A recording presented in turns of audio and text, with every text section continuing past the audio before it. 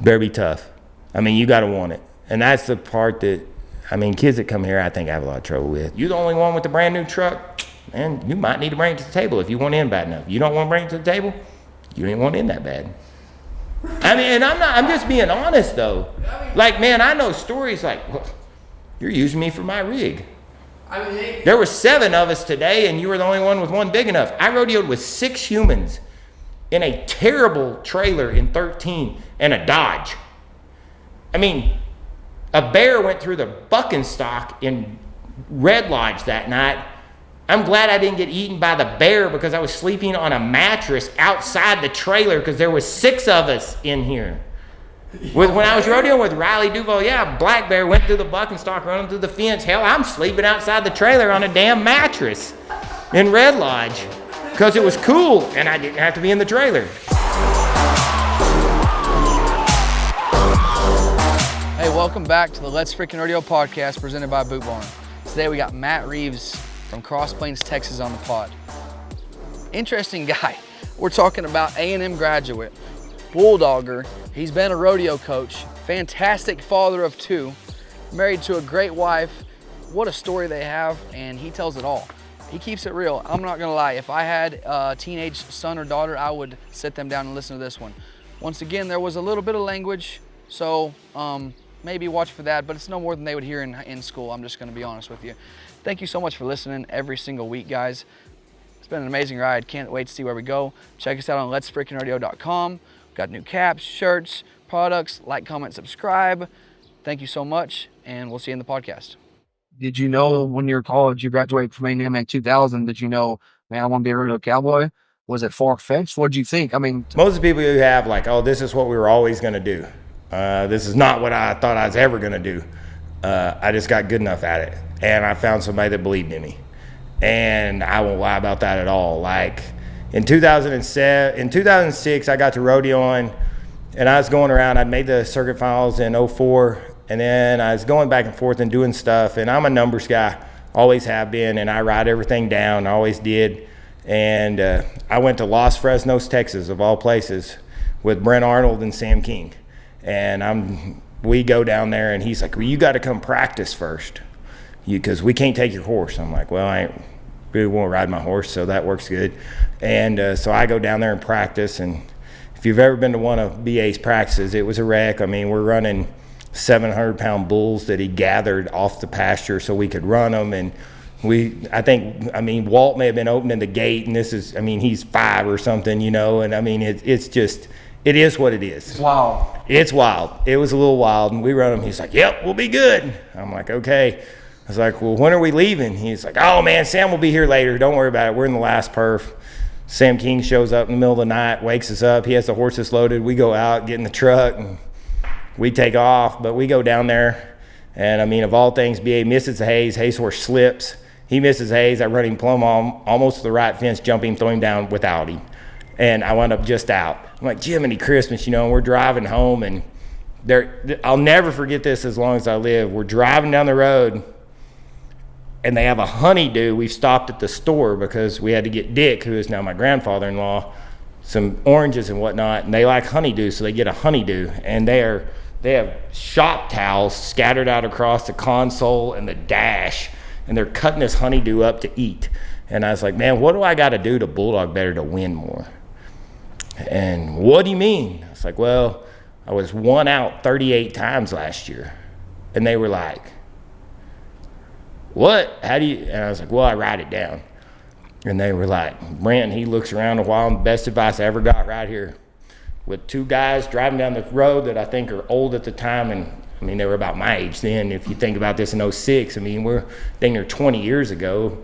So they were about my age, and he just juice all over the steering wheel. They're wiping their hands, looking at me in the back seat, and they go, BA looks at me and goes, I think y'all just ride a faster horse. And it's the greatest advice you ever got. Best advice I ever got in my life.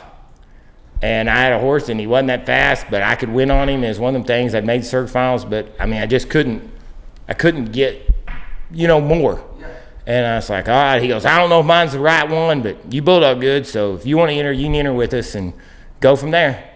And so I went to rodeoing with them the rest of the year, and we went through 06 and whatnot, and I made the circuit finals again, and it didn't go very good again. The first time I went, I got sick and wound up in the hospital in 04. And my sister had checked me out and took me back to the second round, then checked me out and took me back to the third round. Wow. Why? I don't know why we thought this was a good idea, but it's just what we did. And 06 didn't go a whole lot better. And I finally placed on my third one. And then from then on, I placed on like 14 in a row at the circuit finals. Like the next year I placed on every steer, the next year after that I placed on every steer, the next year after that I placed on every steer. I mean, it kind of just got to going, and I rode that black horse with BAs and Junior Brown, and he had a black Hayes horse at the time, Willis Jackson. He got hurt, but I went to rodeo with them, and in 07, I wanted to win the circuit. That was the goal I had. I didn't really, like you talk to Stetson, and it's funny, you listen, and like you got to have bigger goals. But it just wasn't something I thought about. I mean, like nobody in my family rodeoed. Nothing. I learned to enter because I called Procom because we could call, and I'd ask them questions, and I learned how to enter myself. Just ask them everything they want. Just asking everything I wanted to ask. I mean, I might be on the phone for 30 minutes with Procom, but I just keep asking questions about numbers and this and that and how preferences worked and what happened, and I learned to enter. And so I was just circuit rodeoing. I mean, here we went, and I wanted to win the circuit. Well, when we finished in April, I had the circuit win. I was like $25,000 in Texas in April. Like, I won the circuit. Dang, we got to do some more rodeoing. Like, we kind of got our count high, but man, you're going to have to rodeo, because we had 70 rodeos then. And I had it. Well, I hadn't been to that many, but I had more than you needed. And I was working at a place in just west of West Texas, so down by Waco. And Todd Fox was my pseudo boss, I guess you'd say. He didn't own the place, but he managed everything and stuff. And he's like, God dang, you got a rodeo now. I mean, you just don't get this every day. And I took off with that black horse and my little bay horse that we were hazing on, and 2 guys. And there was a guy at home, Dale Meineke, was kind of entering us. And BA and Sam had helped me, and Sam would fly out and go over the 4th with me and ease around and go like to Cheyenne and them. And you know, they knew enough people. They hooked me up. Sleepy Hayes for me a lot, Brian Fields and stuff, and other folks, and they knew the horse, and we kept rolling along. And the next thing you know, I'm just out, and we're at Dallas, and it's the last rodeo, and if I can win a round, I make the NFR. And so we go up there, and we get the draw, and I ask about my first one, and we call a guy named John Hill. He had cattle at the time. He goes, man, he's just a steer. Like, you can't win nothing on him, but you can stay there where you can make it back in the 8. I'm like, well, what's the deal? Man, he splits gates and runs, and he's not great. And I'm first. I was like, well, I said, we ain't got nothing to lose here. I said, I'm going to nod and ride, and we're going to give him hell, BA. All right, here we go. You know, BA, I mean, yeah, dang right. You can throw anything down, BA. Gives me the pump-up speech, and I'm like, yeah, we can run a rhinoceros now. It'll be fine. And I nod, ride, blow the bear out, pow, 3-7, and I got to watch 9 people run a steer. Whether or not a dream you never thought you could have was going to come true. Did you win it? And I won the round. And, I mean, I'm in right then. And I was just like, what the heck? And it was just kind of one of those things. And I come back and place in the next round. I won 3rd in the average, come back to the 8th round, won 3rd in that round. I had to run that same steer again in the 4-man round, though, because now they think he's good. And I'm like, damn. And I tried on again. I was 3-8, but I won 3rd, and that's when they used to pay 2, so I didn't win nothing. But I made it right there at Dallas at the very last rodeo you could do. The second time I made the NFR was the same way. When I went to Waco to I guess it had been the Heartland finals still then, and this would have been in 09. Savannah and I were both 16th, but their deal's done. So by $500 and that's a long story, but like you could enter all you wanted in the WPRA. That's when that was the year they figured it out. As long as you didn't run, it didn't count. And the gal that wound up ahead of her she had entered like 120 rodeos, but she had turned out of so many. She had been in like 99 of them. So they counted all her money. It didn't matter that she had already entered all them. And so it's one of them things, and we go down there and same deal again. If I can win a round, I'm in. I won the first round, I placed in the next round. And back then it was like 12, 10, and then the last day was 8 and a 4, and I placed in the 12 round, placed in the 10 round, placed in the 8 round. I wound up 3rd down there. I had one that wasn't real good, and I didn't make a very good run. I should have done way better. I didn't make a very good run. If I'd have done my job, I could have won. I could have won first or second, but I didn't do my job. Made the finals again. Last rodeo of the year. First NFR 2007. Have to win around at the last rodeo of the year, wins around, comes back, advances through, wins 3rd.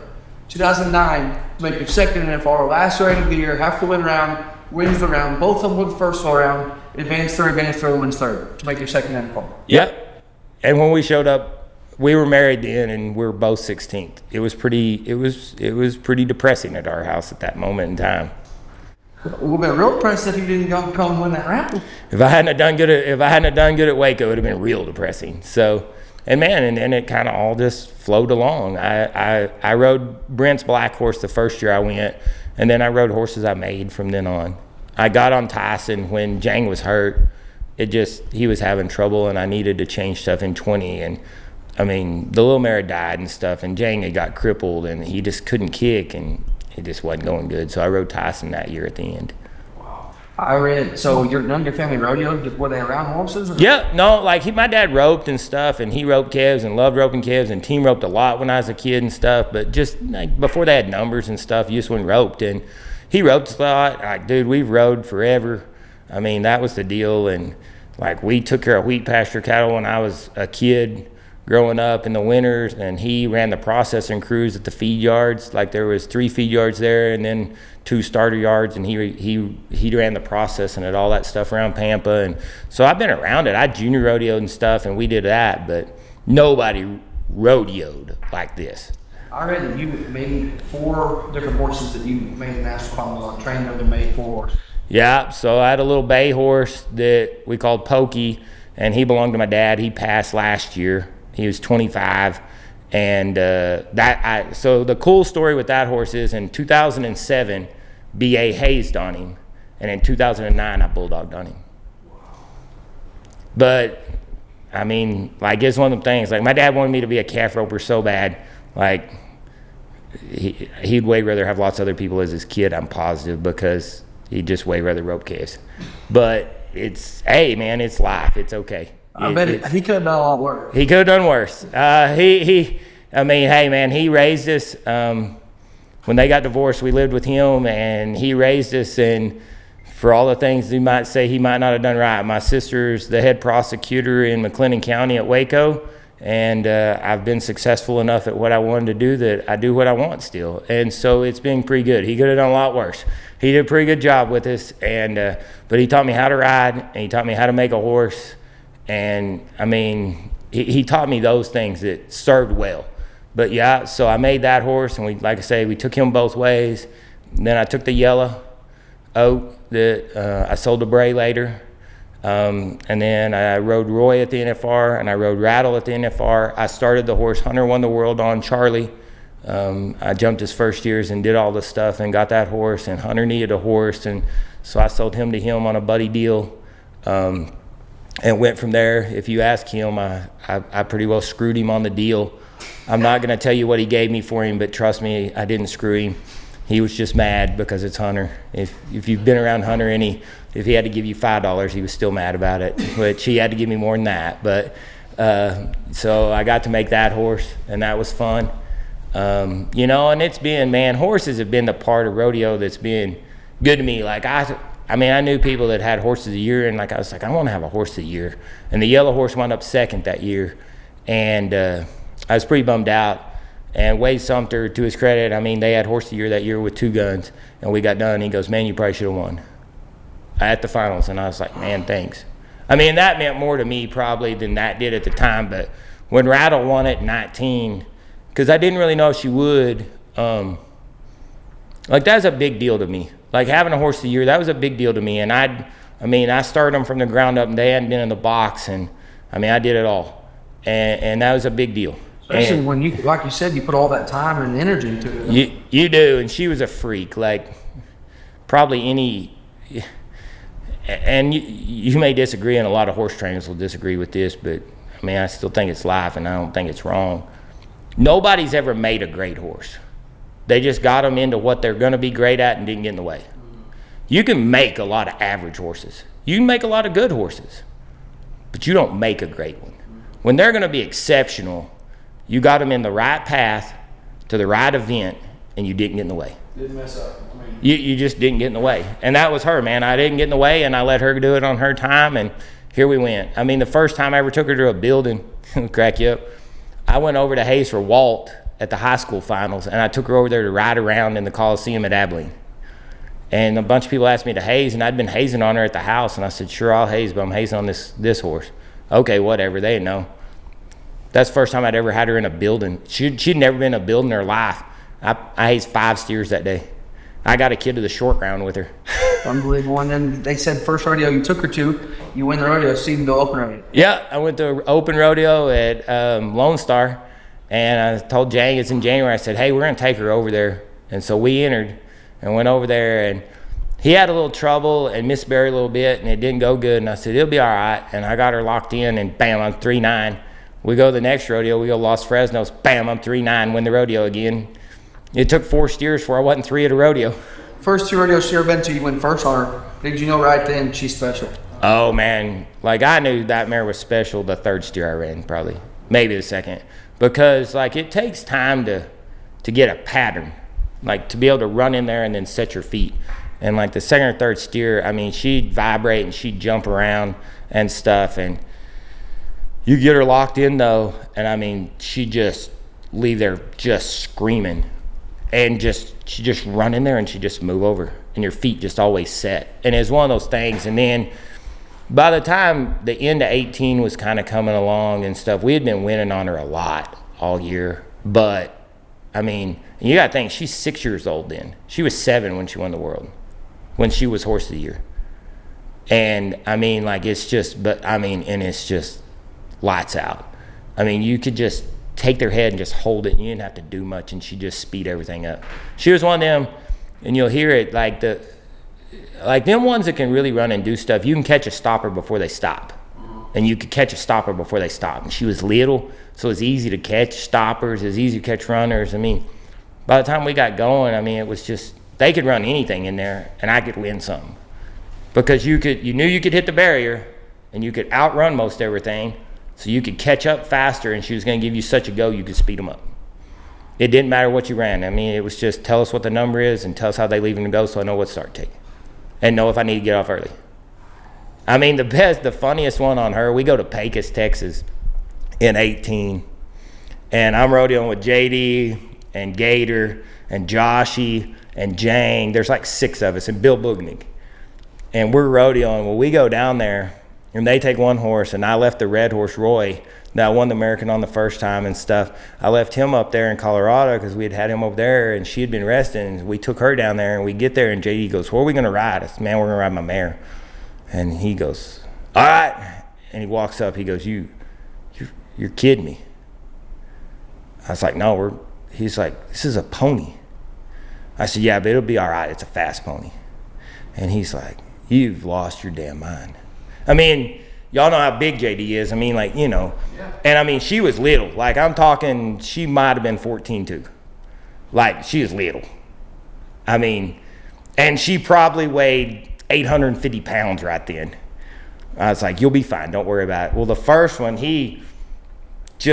I'm like, man, just make sure his head drops. And he just like thinks it drops, rocks out. And I mean, this JD, he's so scared. He's like, she's going to fall down or something. He rides to the back of the horns and just bow, gets off, just knocks the steer down, gets him up, lays him down. He's like, I told you this wasn't gonna work. I said, how about you just bulldog? And he has one that night that they didn't think was very good. They had been a little longer on him that morning. And he backs in there and he just rips a start out again, just rides up there, gets off like he wants to. She sets his feet, bow! It's like 3-8, wins the round. He's like, dude, this is the coolest horse ever. And I was like, why is that? He goes, we can non-ride everywhere. She's so short, it takes way longer to get to the barrier. We can non-ride everywhere. Jang and I are just staring at him like, is he serious? Like, surely he's kidding, but he never would do it, and he still gives me hell today. He's like, I'm telling you, you could just not ride. She was so short, it didn't matter. I'm like, JD, and we rode her at Salinas that year and everything else, and yeah, it was, but she was so little, and then we finally got her filled out. But it was just, she just was what she was. She was something. But it's like the yellow, and I kept the stats, and no one ever rode Oat and ran while I had him. I'm not gonna say ever, because I can't swear to that. No one ever ran at least 2 steers that didn't win a check. There's one guy that ran 1 steer and he didn't place. Every human except that guy won a check that rode that horse while I owned him. You ready to pick up that mic? The people already know what's coming. What is it, baby? We're going to tell you about our presenting sponsor, Boot Barn. Not only did you make me and guys like me and Cole look professional, you take what you love to feed America, protect America, and build America into our lives every day. Boot Barn's been working with us for multiple episodes now, and y'all know what the deal is. They sponsor over 600 rodeos across the country, have over 450 store locations. So if you want something from the East Coast to the West Coast, North, South, Coast to coast, baby. they support us. They support our industry. They support Ty's event. They support this career path that we do. Big thanks to Boot Barn. If you need Western gear, please go to Boot Barn and shop everything you need, and they got you covered. I don't know if you saw, but these slick new boots, you can get some like that at bootbarn.com or visit one of your locations from coast to coast. 450 locations. Thanks, guys, and let's get back into the podcast. A lot of times, you're bulldogging everywhere. You're going places, but you're hazing at the NFR for a lot of guys. Yeah. You getting paid for that? Is that paid? Are you getting percentages? How does that work? I ain't leave home and take that horse for fun, I promise. Man, I get an 8th. It's my horse, me. And so I get an 8th. And like last year, I told myself, I said, I want to win $400,000. I had 3 guys, and I wound up with 3 more runs before it's over. But I said, I want to win $400,000. They're like, man, ain't that quite a bit? I was like, not if they do their job. Not with the guys, and not with the guys I got, not with the horse I'm hazing for, and not if they do their job. And we won like $396,000 when it's over. Like $50,000 a week for you? By the time you got done with what I get paid for being on the board and whatnot, I left there with a little over, just right over 50. That ain't a bad 2 weeks of life. Not bad, dude. Man, it ain't bad to get to ease around circuit rodeo and take care of a horse that's unbelievable. That's the other cool thing. We're going to talk about horses. Those 2 Hayes horses are, they've built most of the stuff. Because that old bay mare Beamer, she made every horse I made. Because, just steady Eddie. And it's one of those things. Like, the cool thing with her was, in 2012, I kind of rodeoed around a lot by myself. I didn't really have a crew, and I just didn't have everything kind of going right then.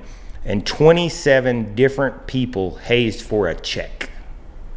Not hazed. They hazed for a check that year. When I started rodeoing with Riley in 13, he goes, I don't know if 27 people hazed for my dad in his entire career, much less for money in a year.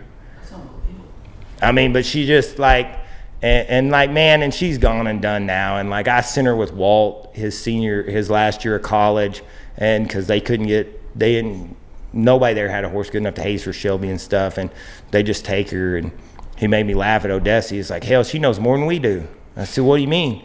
He goes, well, in the first round, you told us what to do, and on the one, we were pulling real hard, and she took the bit and run off and hazed the steer, and we got him hazed, and everything was perfect. And then on the other one, said Winston was kicking like heck, and she just slowed down, and mine stopped, and I placed in the round. He goes, hell, she knows more than we do.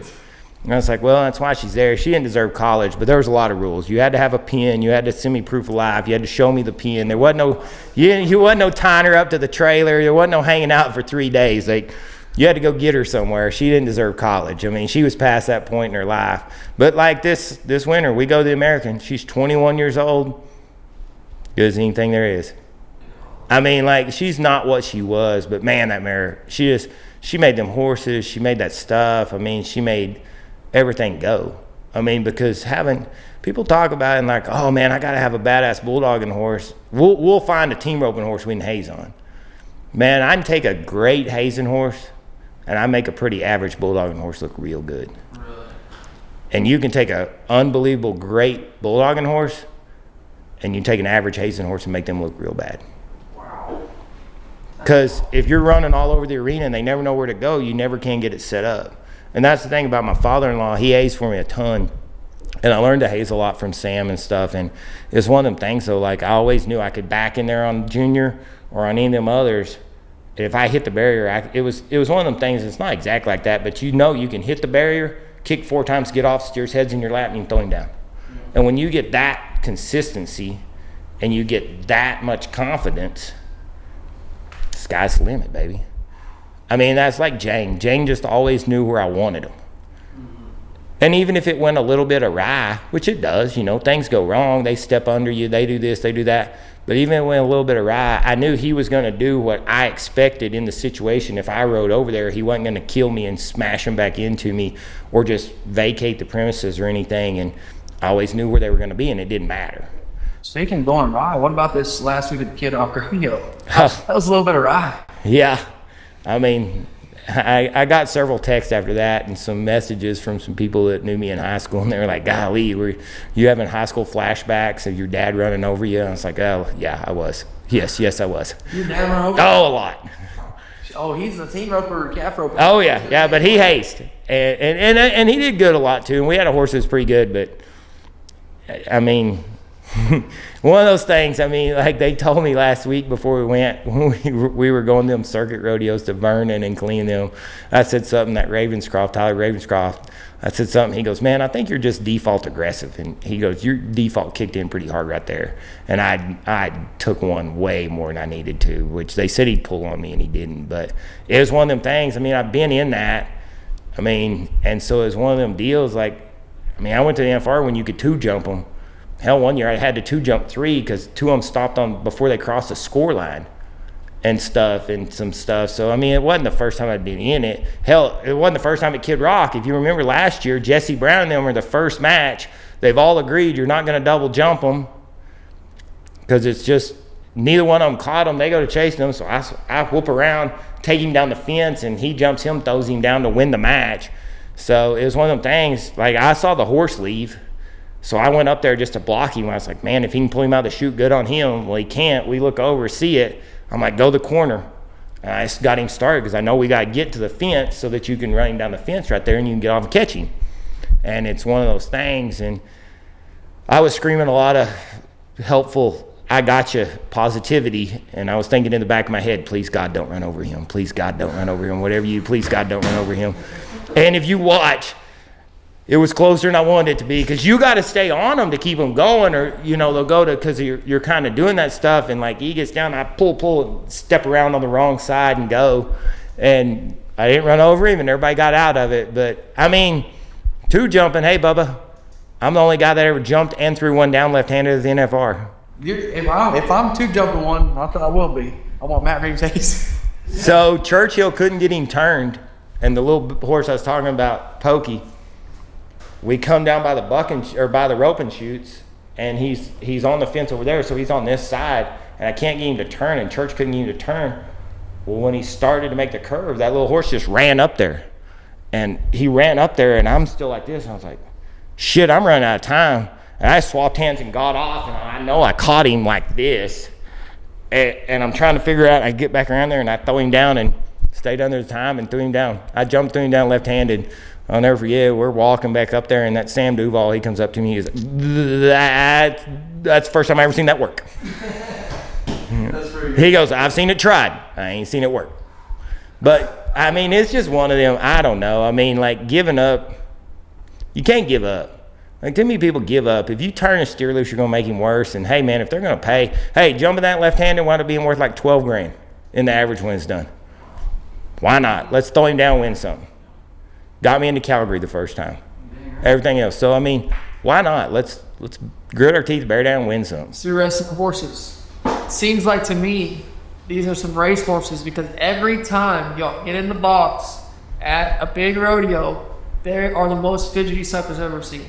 Man, yeah. I mean, like they are for the most part. I mean, and they're hot. Like a lot of horses can run. I mean, tons of horses can run. But you got to find that one that wants to win. I mean, they got to have a whole different mindset because they're not just running the race, they got to win the race. And like that red horse I haze on, that horse is freaky fast, like scary fast kind of. But I don't think he'd be very good. I think he'd just go by. But like, man, them others, like that little mare, like, and I love it, like, and it's easy to see. You go turn them loose, and man, they'd always take a lap. And but you go turn them loose, them bulldog horses are going to be in the front having a race. And those two haze horses are going to be running, but they're going to be just following them along. They don't care. They want to be there, but they're not trying to be that. And man, they're hot. And I've got a lot that were messed up, lots of stuff after the first horse. The first bay horse, like I say, come from my dad. He bought him from a guy as a rope horse. And I went to his house one day. He goes, hey, rope some calves on him for me. I think I got him good. I'm like, all right. And he's got some little old dairy cross calves. And I come across there and I rope the first one. He breaks off. I rope him. I was like, damn, he is pretty good. And I rope another one. Like, and now this is me, but I'm like 8, 9 flat. Just seeing him out there roping them, tying them down. I'm like, hell, this is pretty good. And he goes, all right, this one here, this one runs. Take a little more start and try this one on. We come across there, and as we get there, I go to bumping, and we just boom, run over the calf. Like, shoots out the back, and I come back, it's like, what the hell? I couldn't get him right off. He goes, does that to me every time. I go, why you warn me? He goes, well, I didn't want you to have him in the back of your head where you could do something. I wanted to see what he did with you. Like, you could have killed me. Like, we literally ran the length of him. He literally come out behind him. I'm like, what in the hell, Dad? Like, and I'm older at this point, I'm like, what in the hell are we doing? Come on, man. And, but we peeled around, and he's like, well, heck, if you can use him, you can take him. So we went to hazing on him and stuff. But and that horse, he would try his guts out, but you could blow the barrier out. But like all of them, man, they gotta have that. But after him, that was that way. I got that horse. Savannah was rodeoing with Jordan Briggs now, Peterson then. They were coming back from Guyman, and we ate at Paducah, Texas. She's like, man, we got this horse. You ought to come try him. I think he'll do that. Justin and them tried to rope on him. He ain't working. We tried to run barrels on him. He'll blow by the first barrel all the time. Doesn't matter. Just come try him. Okay, well, we'll get back from Guyman. We'll go try him. Our dumbasses, we load up my practice steers and go over there and go to an arena next to their house that's black, dirt, cloddy. We drive up. My father-in-law goes, God, I hope it ain't a yellow. I hate Palominas. And I was like, hell, I don't know. I don't know what it is, And they go get him. He's like, I can't believe this. So we go. We give him a box, and he is pretty fidgety, but, he runs by.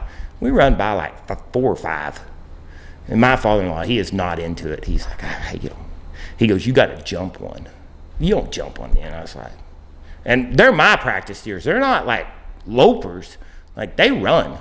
And I was like, yeah. Hell, why wouldn't we? He ran by these. Why wouldn't we? Yeah, it's scary to ride him by. Sure, we'll just get off. So I did. We jumped 2, threw him down. He worked. He's like, well, never mind. I guess we got by him. Wow. Went back over there and wrote Chuck a check. Chuck had always come, or Dad, he'd always come watch us at the circuit finals, or if we were at Waco at the rodeo and stuff and everything all along, he'd always come watch. And he loved him. But like that horse, it's funny because he was Chuck's and he named him after Oak Berry. Wow. Did your father-in-law ever like Palominas after that? He liked that one. I don't know if he liked the rest of them, but he liked that one. He did. He loved that one then. But he was a barrel horse that just didn't make. Rattle was a barrel horse that just didn't make. Roy was a barrel horse that they just kind of maybe didn't give a chance, but probably wasn't going to make. Charlie was a blowed up barrel horse. And when I say blowed up, I'm talking I couldn't ride him in the arena when I first got him from Brian Anderson. You couldn't ride him in there. He would wig out and run off. He might run into the fence. I just ranched on him. He jumped in a creek down here on Pecan Bayou one day gathering cattle. I went to head him, and they jumped in, and I'm trying to stop him. He just jumps in. I was like, to hell with it. I sat there. My father-in-law, Sam King, he's like, you're going to drown him. I go, hell, I don't even like this saddle. I was so mad. He swims. I mean, I bet he swam 150 yards. Finally gets out there. He never jumped in a creek again, though. And I mean, finally it got to, and then I got to where I could haze on him. Then I got to where I could bulldog on him and stuff. And he decided the arena wasn't that bad. I mean, like, we'd just go work cattle on him. And I mean, it's just one of them things. But man, barrel horses have been good to me. The horse I have now come from Ren, and like, he's straight racehorse. Like, one famous Eagle bred horse out of a mare that had colts that won All-American and stuff. Like, he was a flush mate. It's a long deal, but I mean, he's hot. I mean, and he's just different. But God, he's so good. He's so fun to catch him on. He's so easy to catch him on. You're going fast. Like, I've won a pile on that horse. Yeah, he did. He had a terrible mistake. I should have been able to fix it, but at Houston. But we went to Vernon, placed in the second round, ticked the barrier to win the first round, win the average. Everything seems to be back on track. Well, what happened to Houston? He fell on me. This year? Yeah. Didn't hurt nothing, I guess? No, he locked up about 6 inches out the back, and I thought he'll back up because he'd never locked up in his whole life. And he'd lunge. He'll jump forward. He'll just jump forward. And I don't know why, but that's like, if he freaks out in the pasture working cattle, that's his go-to there too. Lunge. He just lunges. It's one of them things. And he'd come up, and so I just give him his head and lean forward. Well, I felt him lose his feet, and I shifted over, and he, bam. Well, I'm sitting there. The camera can't get down.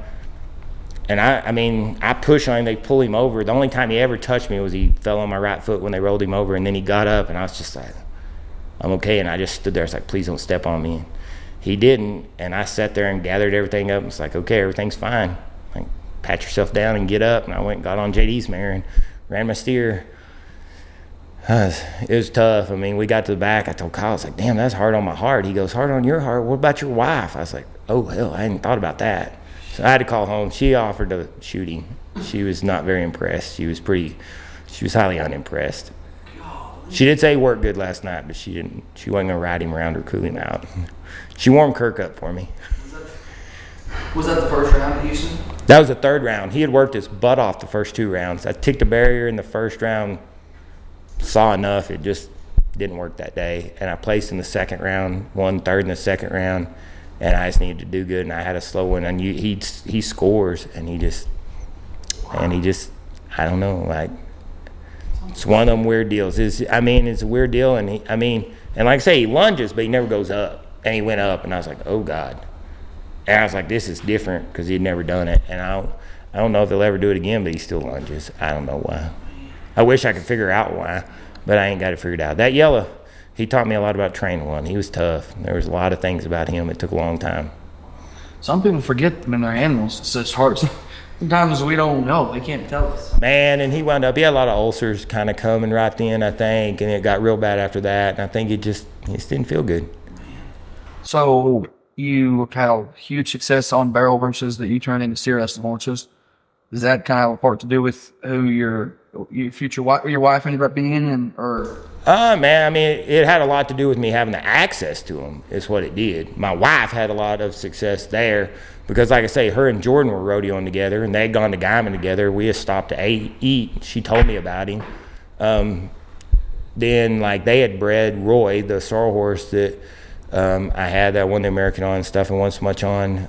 Like, I won Salt Lake on him too and stuff, but they had sold that horse as a 2-year-old, and they told me where he was when I sold out. And I went over there and tried him and bought him and stuff. And then, like, Cheyenne, I mean, Bill and I are friends, but Cheyenne Wimberly is who Rattle come from, and her and Savannah had rodeoed along together and stuff and everything, and gone from there. Like, people your age don't even know my wife rodeoed. Well, I was just reading about it today. I didn't know that. Yeah. Yeah, so she was 16th in 09. Mm-hmm. Wow. And won Calgary in 2010. The horse she won most of her money on died at Hermiston at Blake Knowles' house, at Butch's house. In 09, with 45 days left in the season. And she jumped on another horse. Well, I guess, yeah. And, I mean, she jumped on a horse, and Lindsey Sears loaned her a horse that she didn't really get along with and didn't like that much, but was a good horse, and she knew was good, and loaned it to her, and dude, she won everywhere and stayed right there and wound up just out. But she had so many rodeos left. I mean, that other horse was a freak. Like, he just win.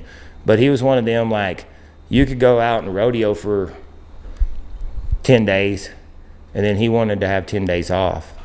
But he wasn't, like, barrel racing's a little different. You got to win first. And that's what he could do. He could win first. Said that, like, they read that she raised that horse? Yep, they raised that horse. Her mom and stepdad and her raised that She horse. knows a little bit about raising one, training Yeah. I mean, and like then she rode for Trudy horses for a while and stuff, and did that for a little bit, and it just like she's a nurse practitioner now, and it's kind of one of those things like she got tired of that. She never liked being gone. She liked her bed. She didn't like being gone. I was always excited to see what we were going to see somewhere else, and she never really did, and that's okay. I mean, everybody does something different, and it just wasn't her deal. But man, I mean, yeah, she was good at it. I mean, she won a pile. I mean, and it's one of them things. I mean, my oldest boy's a lot like her. I mean, he thinks Ricky Bobby's right. If you're not first, you're last. And that was her.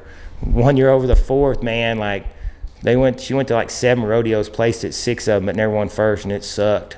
She won like, I mean, this would have been like, I don't know, man. It'd been 08, 09-ish, like 18, 20,000. So, I mean, a bunch. Like, it was a whole bunch. And I mean, I'm over here like, what the hell, man? Like, I'd be jacked. I never won that much ever. What, like that much then ever over the 4th of July. Placed at 6 out of 7 of them, never won first. So she was mad about it. I'd been over here. I'd have been having a party. I mean, That's Braden's, my brother's rookie year. He goes and wins, I think, like 12,000, 15,000. At that point, that was my best fourth ever. I was like, man, this don't suck that bad. You know, you won all this. I said, it don't happen every year, Carmen. Welcome back to our Rodeo for Dummies segment presented by Shady Rays. Shady Rays has you covered for all your premium polarized sunglasses needs. With the wide variety of selection and colors, you're guaranteed to find a perfect pair for you. Later on the golf course, I'll be wearing my Shady Rays. It doesn't matter if I'm golfing, roping, going out on the lake. Shady Rays is what I choose to wear. And guess what? They won't break the bank. Shady Rays is an independent sunglass company with top-tier quality whose prices will even rival the most expensive nice brands. And we know Slick Rick Cole over here has a little different style than I do. But it doesn't matter if you're me, Cole, if you're out there and on the ranch, Shady Rays has the perfect pair for you. What happens if I lose my sunglasses or if I break them? My Shady Rays. No worries. They have a lost and broken protection plan, so if your glasses go MIA, you're good. They'll have you covered. They said you can exchange or return them within 30 days for free. For free? For free. Great. And you might as well go join over 300,000 customers that have left 5-star reviews for Shady Rays. For our audience, we have a code LFR35 for 35% off if you want to go to shadyrays.com to get some glasses. You can go get 35% off, listeners, with the code LFR35. Thanks, Shady Rays, for bringing this Rodeo for Dummies segment to us. Let's get to it. Rodeo for Dummies segment. Today, we're going to be talking about mount money. So mount money, whenever you hear your rodeo guys talk about, I got to send this mount money check over here. It's somebody, if Cole owns a horse, I'm riding his horse and I win money, I'm paying a percentage of my winnings to him. For using the horse. So you're riding somebody's horse and you're paying them. Bulldogging, which is why we're doing this with Matt Reeves, yeah, there's a lot of that involved because a lot of different bulldoggers ride one horse. There might be 3 or 4 of the best bulldoggers in the world riding the best horse at that rodeo. So the guy that owns the horse is making mount money every time. In every event, mount money applies. Percentages paid to the horses, but bulldogging and steer wrestling is probably the biggest way you can make money mount money because a large group of guys. If your name's not Logan Bird, you need to be in the bulldogging if you're trying to make mount money off your horse. Logan Bird, through it to 2 great horses he's owned, has made a lot in the calf roping. But before that, you're talking about years ago since somebody's had that good of a mount horse and collected that much money off of people riding their horse. So mount money, I'm going to ride Logan Bird's horse at the NFR last year. Whatever I win, I'll pay him a percentage of that. It's anywhere from, let's just say 15 to 25% of what you win is a good range for what you're going to pay of your earnings at that rodeo. So I guess then it's even more important that these guys, knowing that they're making money, they're going to be selective on who they're going to let ride their horse. Exactly. I mean, I think it's not personal, it's business. You better be able to rope and win if somebody's going to want to let you keep repeatedly getting on their horse. You know, you might get a favor or two, but if the person that owns the horse don't think you have a good chance of winning and making them mount money, they're probably not going to let you ride the horse. Flashing back to Stephen Perry's podcast, Stephen Perry often let Joe B ride his horse, and he was just he knew Joe B was going to win, so he's like, Joe B. And Sean Felton, both of them. Yes. Both Sean and he did that with multiple guys. He's like, hey, baby, come on. I'll take care of the horse. I'll take care of the rig. I'm going to get you to the rodeo. Give me half what you win. And it worked out great. Mount money is a big part of rodeo. Probably always will be. It's an even more huge part of steer wrestling. So you'll hear about it in the Matt Reeves podcast. He kind of mentions that. We wanted to break it down for you a little bit. For the people that didn't understand, that's Mount money. Thank you for listening to our Rodeo for Dummies segment. Let's get back to the podcast. Hey, man, like, the best fourth I ever had was in 13, and I won like 13,000, 14,000. But the whole time I rodeoed, I won 10,000, like, all but 2 years. Like, if I rodeoed, I won 10,000. And at that time, that was a good fourth. You were going to climb in the standings. You weren't going to fall. You weren't going to make that huge leap, but you weren't going to fall. And, like, I'd place along, but, like, I won 10,000 that 1 year. And so when they did the documentary, like, we only went to 4 rodeos. We went to Greeley, Cody, Winter Rock was still then, and Prescott. And that's the only 4 rodeos we went to. Sam missed a haze on my first one at Greeley, and I thought he was going to, golly, he was so mad. And I mean, I can probably count the number of hazes he missed on one hand, but he was so mad at himself to be fast. And I got hit on the head by a drop-down door on the trailer. And when it hit me, it jammed a molar into my sinus cavity, and I don't feel very good. And I'm like, dude, and he goes, we should stop at the dentist. And as you pull out of town, out of Greeley, going north to go to Cody, that next little town, there's an A&W there. Well, behind it's a dentist office, by the way, if you don't know that. So we walk around there, and he, like, takes an x-ray. He goes, you should probably eat something, because it's going to be a while before you do this again. So we ate a little something and went back over there, and he had to pull my tooth out right then. And we went to Cody. I probably shouldn't have bulldogged that day. I did knock that steer and his cousins down. I knocked them down so hard, both of them. But Sam won the first or second round. He's 3-4 on one of them up there at that time. And he wins around there, and then because there's a 2-headers back then, and we go back to Greeley. I win the second round. Then we go to Winter Rock. Sam wins the first round again, 3-4 again. There was 5 of us together, 4 of us placed in the first round. Comes back, I tick a barrier. They're screaming them out. We don't have any idea. I broke it 2-9. I'm like, and they'd been running to the back end. I was so mad. But he comes back and places second or third in the second round, wins the average. So we placed again there, and then we went to Prescott, and I placed in the first round, won the second round, won the average in the muddiest rodeo I'd ever been to. I had a little buddy that's not very tall that circuit rodeoed out there. We had to it was so deep, we had to pick him up so he could get on the horse because he was sunk down so far. You couldn't get out of the mud. Like, it was boot top tall. It was it was terrible. There was no sliding them, take their head and turn them back because you weren't going nowhere. It was so bad.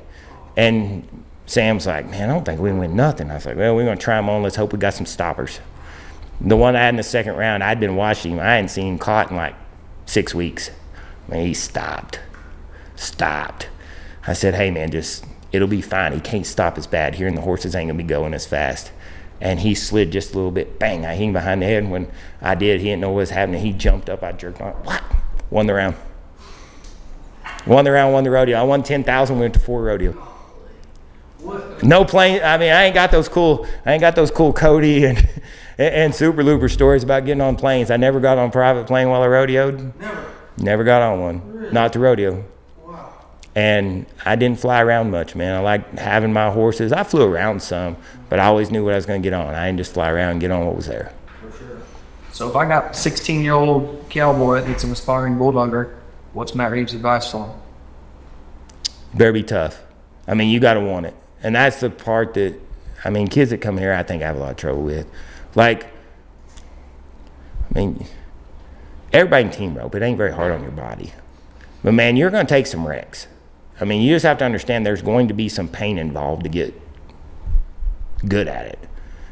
And you just kind of got to be okay with that. That's like, everybody's like, well, why'd you become a bulldogger? Because I roped just good enough to lose. I could be competitive along a little bit, but I roped just good enough to lose. I ain't like losing. And I was way better at this, and I like physical contact way more.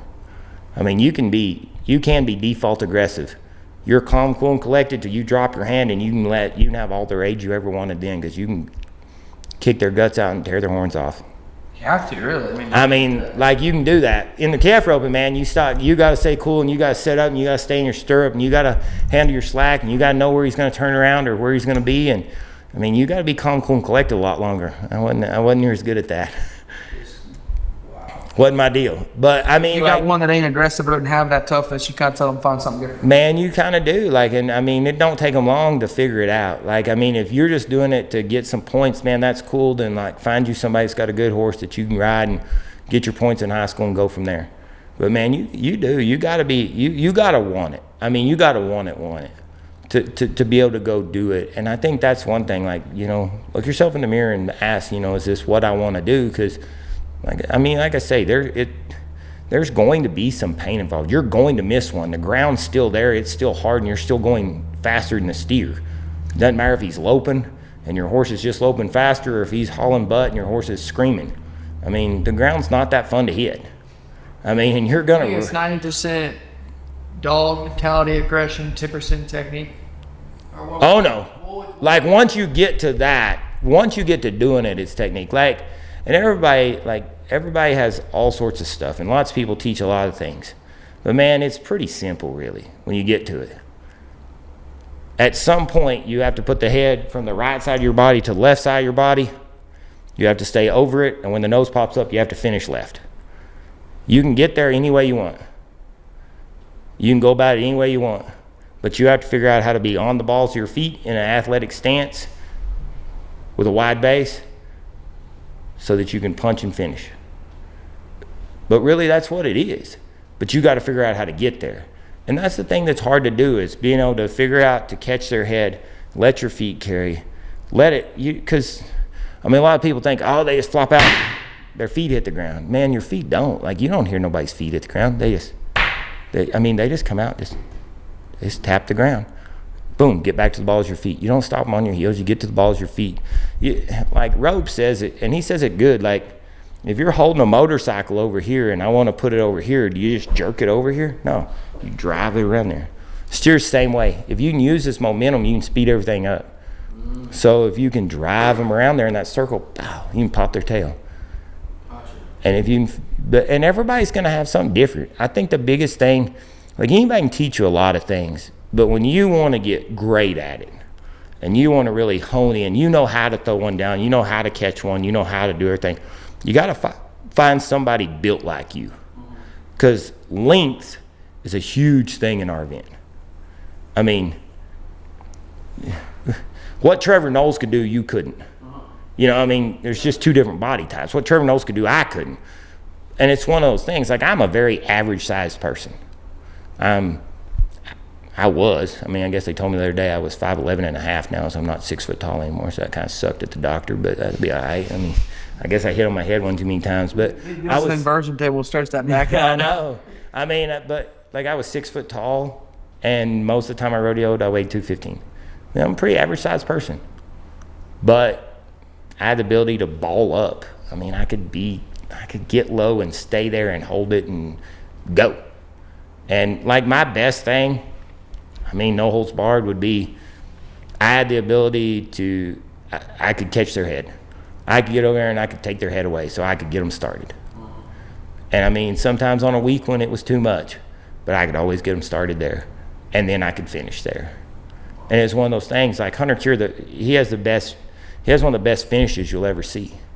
Wags has great feel. Like, you go watch Wags. Like, you go watch 100 runs.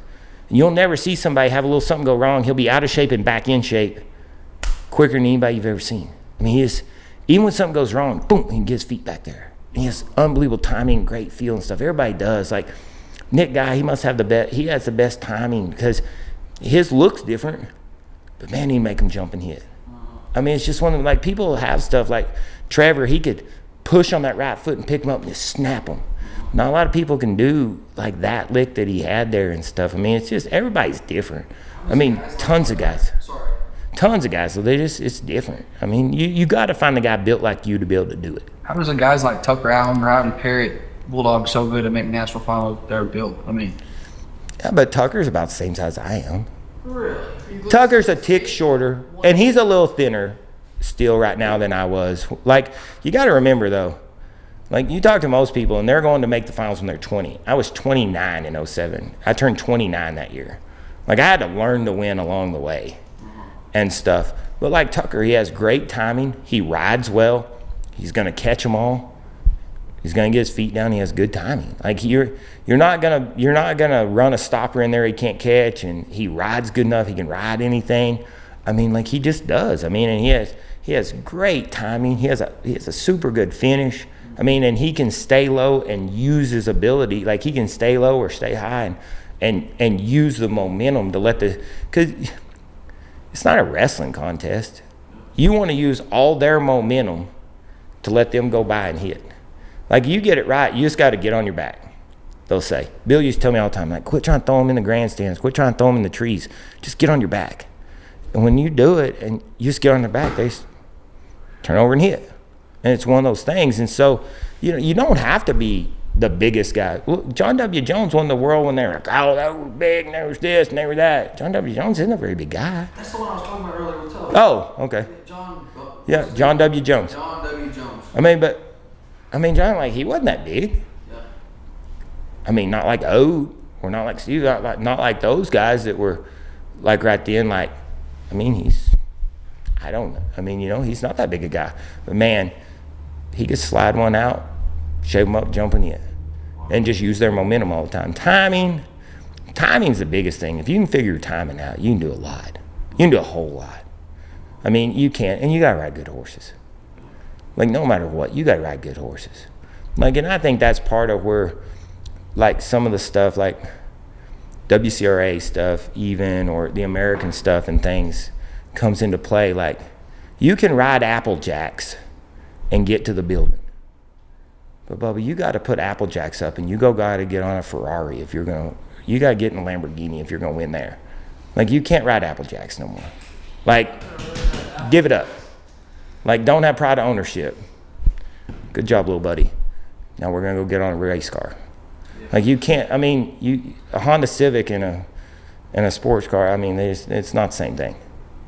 And you might get there on your Honda Civic. You might draw good enough.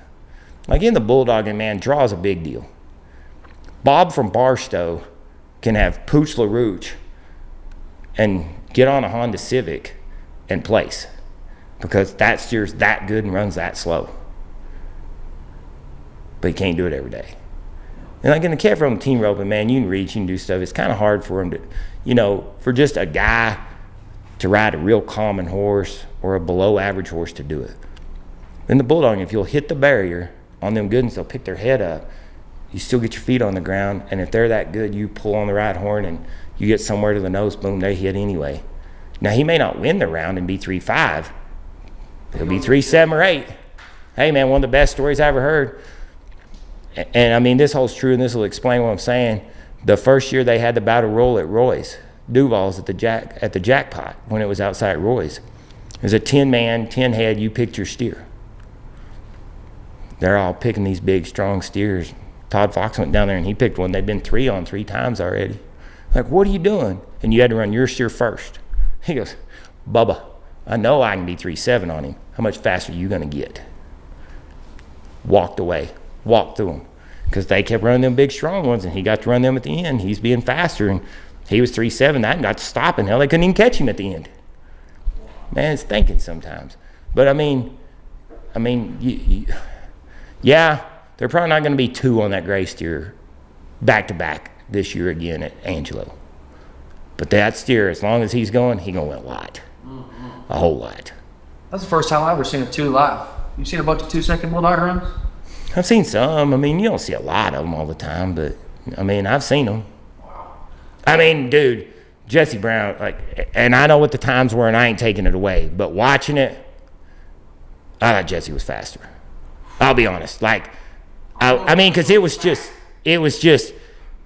rolled wags just a little, and then he jerked him by, and he hit fast and all that.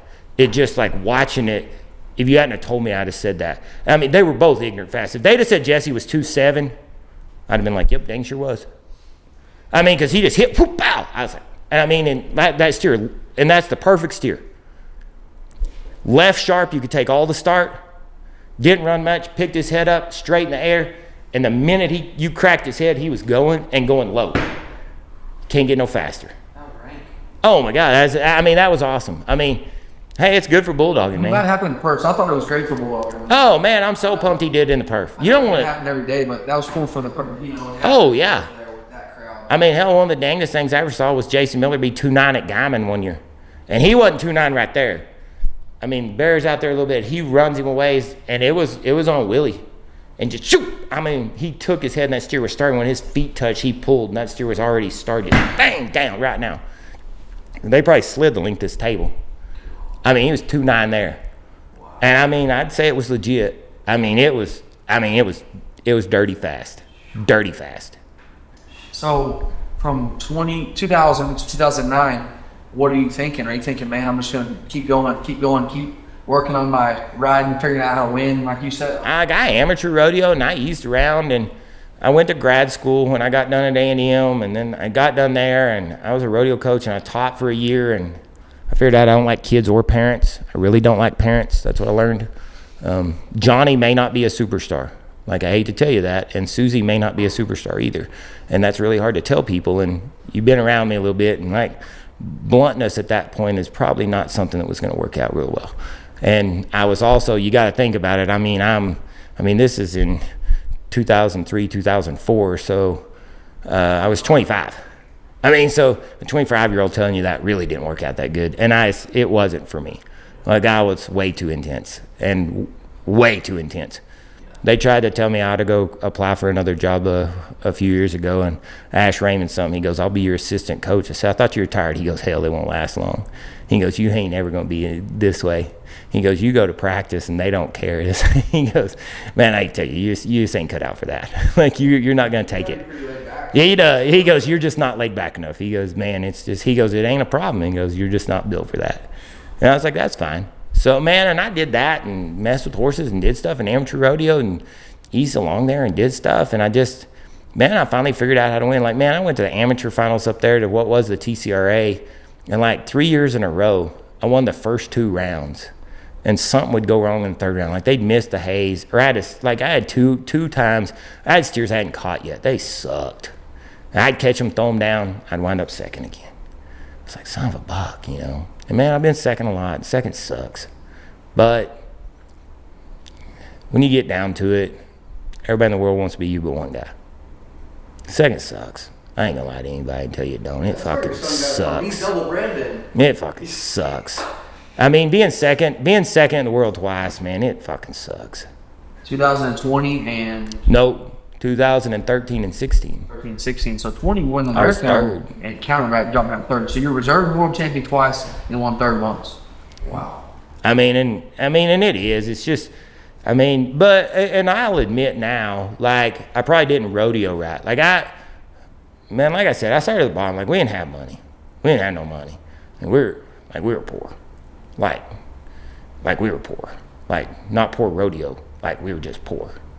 And, he worked hard and he took care of us and we did what we wanted to do. And, it was good. But, as you got out there, you realize, like, we didn't have much. Like, I wasn't sleeping in the back of my pickup because I thought it was fucking cool. I was sleeping in the back of my pickup because it's the only way I could go. You had to stop and fill up the oil and check the gas on that pickup when I went to college. It was that kind of deal. But it was what I could afford, and that's what I bought. And it worked for a good little while. But, man, and I needed to win to enter, and I needed to win to eat. Like, Bubba, I promise, you think you want to win because you want to win? You got to win so you can go buy lunch meat and you can survive? That's a different deal. Like, that's a different deal. Like, and I tell people this with horses and rodeo and everything. Necessity will make a lot more things than desire ever will. Woo. And it's just kind of one of them deals, like when you gotta have a horse, you'll figure out how to make them. That horse I made the finals on in 16, I called Nacho. Dude, first time I ever took him to a jackpot, the fucker tried to jump out of the box and got high centered. I had to step off and jerk him back in there, and he fell in the box and ran down the arena, and they brought him back, and they're like, man, I think he cut himself. I said, I don't care. Back in there, bam, 3-7. Hell, he did it again. I went to an amateur rodeo later that year at Pleasanton. It's got a little short, like bar. He's sitting there. He jumps out. I have to ride back around the arena and get him to take the barrier down so I can get back in the box. Bang! 3-8 win the rodeo. I mean, I was like, hell, I guess I wish he'd have jumped out more. It's 3 every time. If he'd jumped out every day, I guess it'd been all right. But, dude, everybody's like, why do you mess with him? I'm like, man, it's what I got. Necessity. I had to have a horse, and he had a lot of talent. So it was necessity. It wasn't desire. It was necessity. But, it does. And I think that's the thing about it. And going back to your kid question, it has to be a necessity to me. You can want to do something, but when you got to do something, it's different. It just is. And like I say, rodeo, and I rodeoed to make money. I knew where the money was. And I probably should have got on some planes. I probably should have gone out there and done it different. I should have rodeoed for points a few times instead of to make money. But I own everything here. I don't got no bills. Could have been a lot worse. And I started with nothing. Here's the thing. Anybody that thinks, man, I don't have a chance, I don't have this, I don't have that. My goal in life was I wanted to live in a home. An actual built home. That's what I wanted to do. Because I hadn't done it, I wanted to live in a home. I live in a home. Pretty good little pool back there. Congratulations. We do have a swimming pool now. I'm really not a fan of, I don't like water that much, but my kids and my wife do, and I have learned that it's not bad. But and we don't have a pile, but the 80 acres that are here, I own it. The house, I own it. The other stuff, I own it. Nobody else owns it, I own it. And rodeo paid for everything. That's 2016. You're down there in Pleasanton. You're out that horse. No, that was in 14. This was right after I sold the yellow. Gotcha. And I got this one, and I thought he was getting close. Well, that wasn't necessarily the case. I'd gone and rodeoed, and I went up north. I had a chance to make Canadian finals. I was rodeoing with Clayton Moore. I was rodeoing with Puscoopy, and we're up north, and I got a steer that sucks. They hadn't caught him. He'd duck under you. Clayton's black horse, you could make him take a big step if you really sent him. I said, I'm going to catch him. And I rode through the little room, and I sent him, and that horse ducked, and I thought, I got him. And I dropped, and he dropped his head and went under me, and I hit. And when I did, I was like, oh, my God. It hurt so bad. I was like, what in the world? And I sat there. I was like, oh, my God, I can't move. And I got up, and I walked out, and I was like, dude, they were like, what do you think happened? We were up there in sports med. I said, man, I think my hip just came out. They were like, oh, man, you can't do that. I was like, man, that's what it felt like. They were like, oh, you can't do that. So we kept rodeoing along. Well, come to find out, that is what it did. It popped my hip out and gone back in. I'd been rodeoing on that horse up there and won along, but I'd sent him home. And I come back. I got released about 4 days before Slack at Angelo to ride. I'd gone to ride and went over there and hazed some. And in great wisdom, it might not have been 4 days either, you had to run the extras in Slack because it's back-to-back. So I ran all of them, like 7. And like I was telling you about Hurricane the other day over there at Arlington, I wasn't running them to throw them down. I was running them. We was going to put rodeo runs on them. I run them. About 3 days later, I was like, man, that might not have been the best idea I ever had. But at the time, it seemed like a great idea. So we did. I come back, and so that was in 15. And I'd rodeoed around. And I was getting better. And I was like, I'm not going to stay out here no more. I'm going home. And, man, he locked in right about then.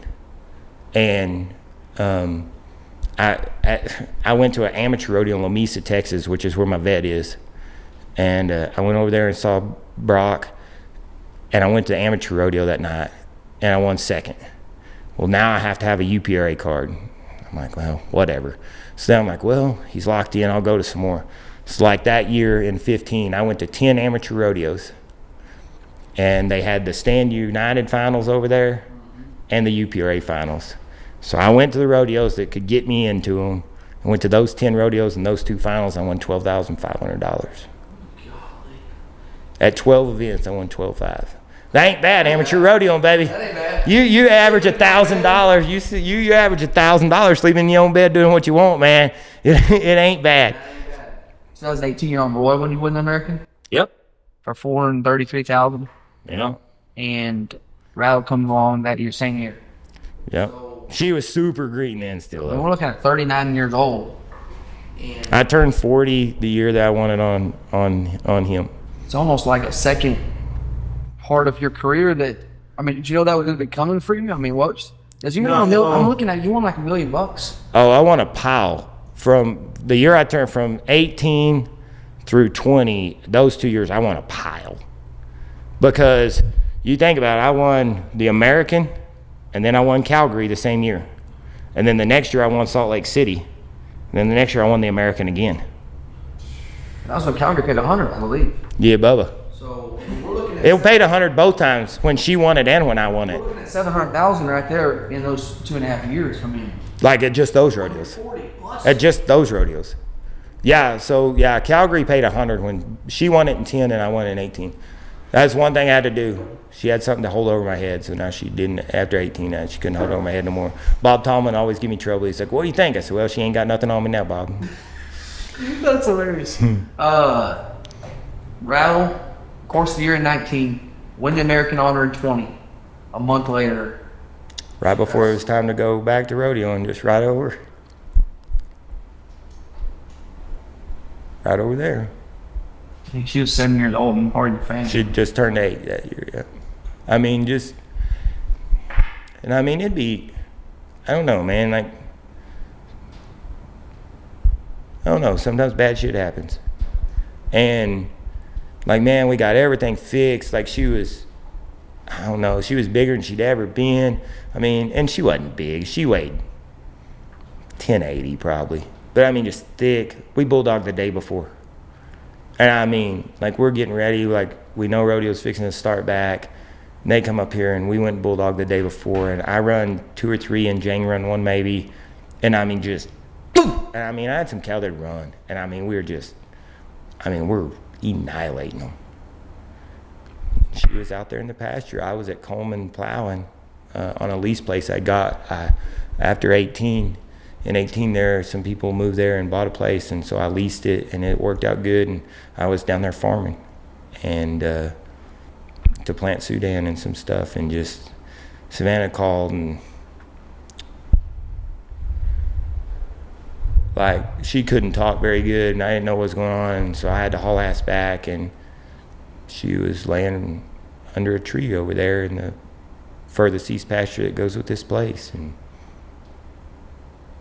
man, I mean, like, they come and autopsied her and everything, and quote, quote, she died because her stomach ruptured, but like, most of the time they get full and like, something else happened. Like, I don't know, and I mean, people that have them will understand, but like, she fell over and hit the ground dead. Like, it's sandy here, super sandy. You walked around, like, it's super sandy. The grass wasn't messed up. The ground wasn't moved. Her mane was still laying on her neck. She just died. And I mean, like, and I'll be honest, that took a lot of fun out. I mean, like, it took a lot of fun out. Like, it was hard. Like, she didn't really like anybody else. Like, she didn't really like Savannah. I mean, she really didn't. I mean, like, she wasn't a horse my kids could go catch or be around too much. I mean, they could be around her, but you had to have a hold of her. Like Beamer, my God, they could could swing on her tail and climb up her legs, and Kirk, they can, but like, man, not her. Like, she was mine. And that was my friend. And so it was, I don't know, man, it was hard. It sucked bad. Like, I mean, like, she was that good. But man, I don't know, man. It was pretty depressing. Like, like, I think about it a lot still, and it was just, I don't know. Like, it's something you shouldn't have to do. And man, like, that barrel horse shattered his pasture and playing in the pasture right there at their house, the best pasture they got. They'd been watering. It was soft. There's no reason. That horse I made the finals on in 16, right there before the finals and stuff, right there at the end of September. Same pasture, therefore no horse goes in that pasture ever again.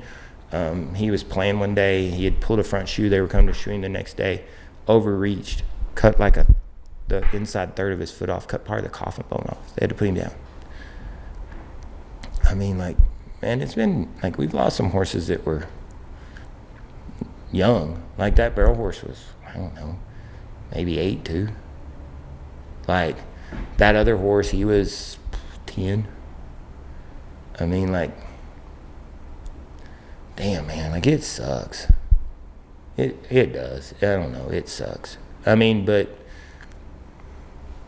everything happens for a reason, I guess.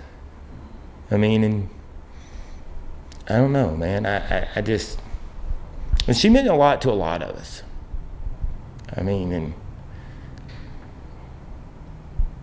yeah, I mean, it was hard. I mean, it's hard to see the signs sometimes now. Hell, I cry a lot anyway, so it's all right. I don't care. I mean, if you have a problem with it, you need to get over your problem, not me. So I don't care. But I mean, care in the love that you have for these animals. I mean, like, I cry a lot of days when I drive in and look at the sign now.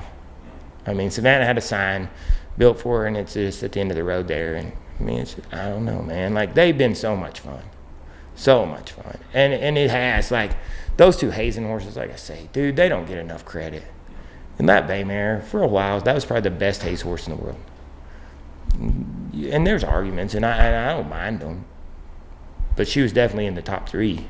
And that red horse, you can't say he ain't been in the top 3 for a good little while now. And man, they both haze for gold buckles. They both haze for average titles.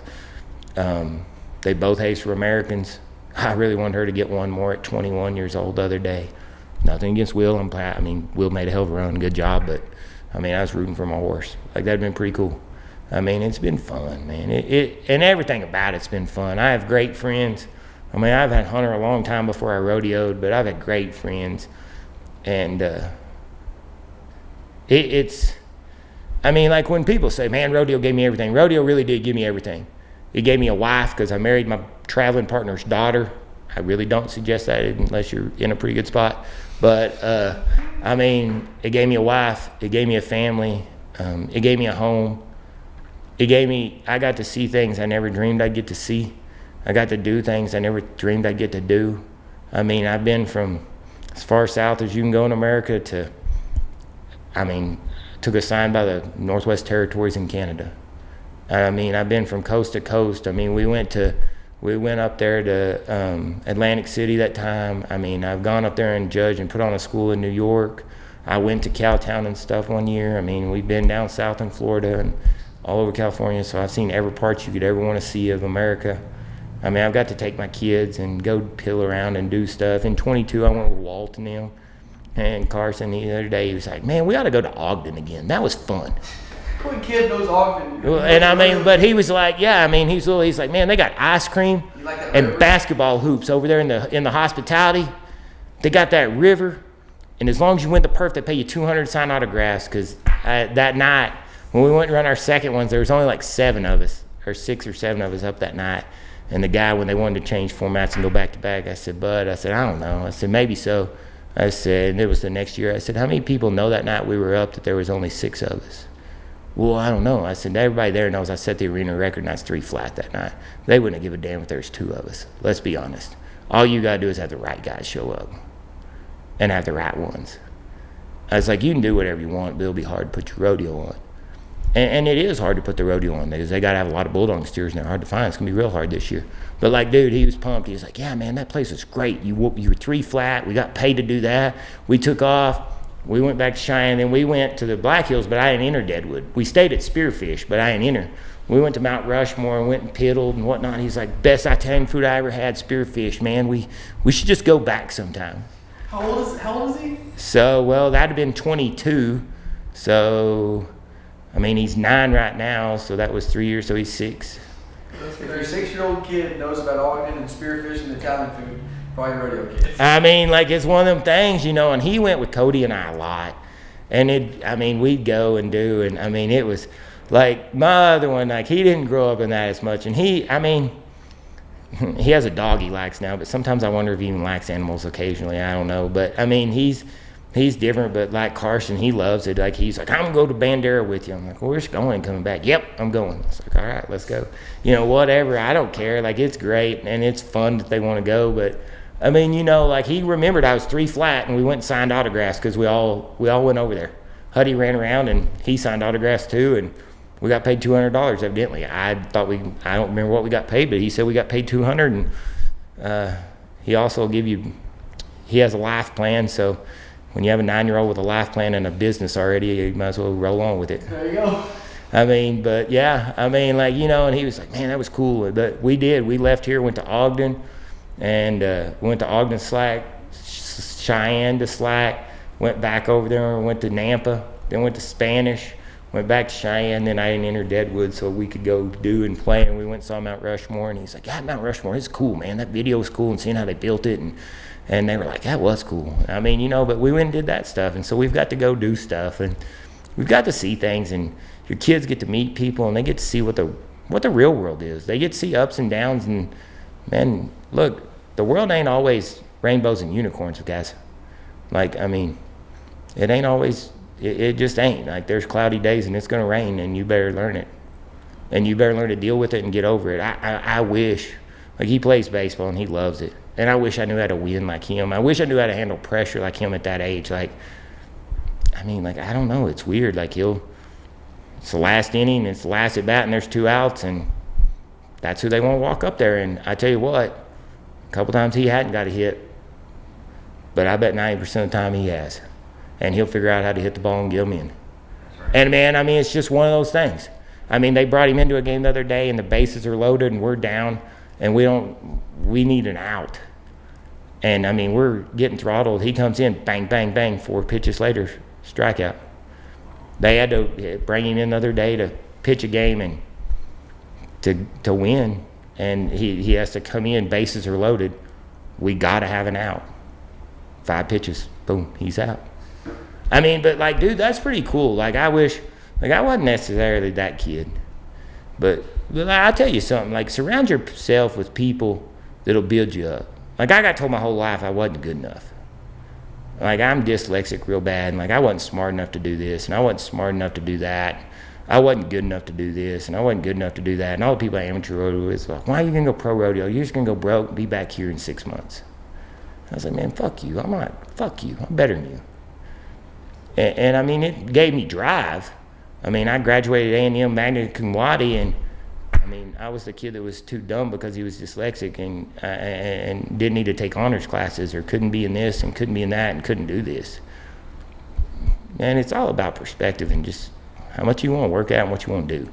I mean, but surround yourself with people that do. Like, you ask when I was deciding, man, I'm a rodeo. When I got with BA&M, they said I could do it. And when somebody told me I could do it, and I got a little belief about it, well, hell, let's try it.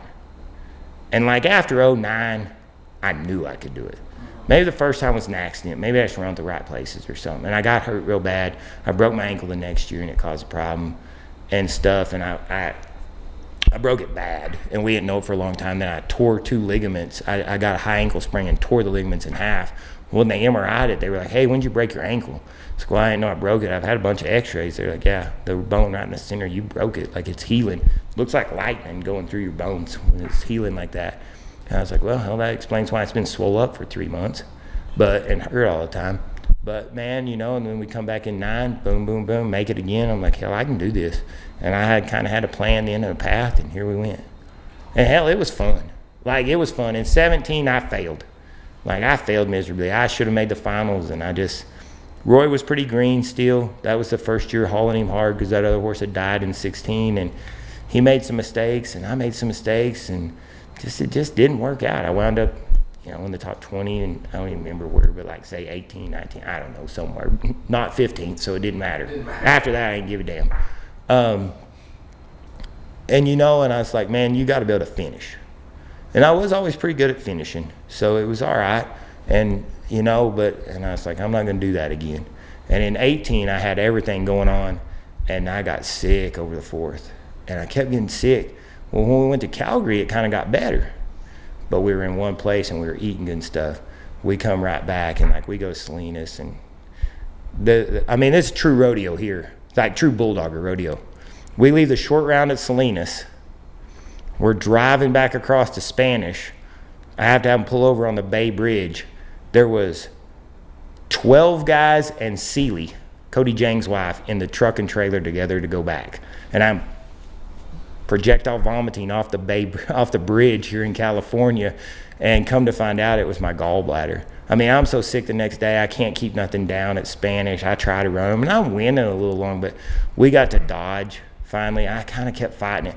I can't. That's a week and a half. Oh, yeah, dude. I can't stand up straight no more, though. Like, I physically can't stand up straight.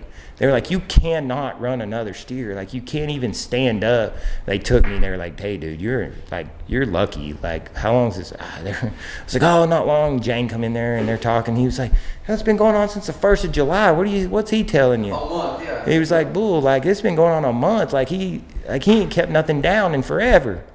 And so I come home and have my gallbladder out.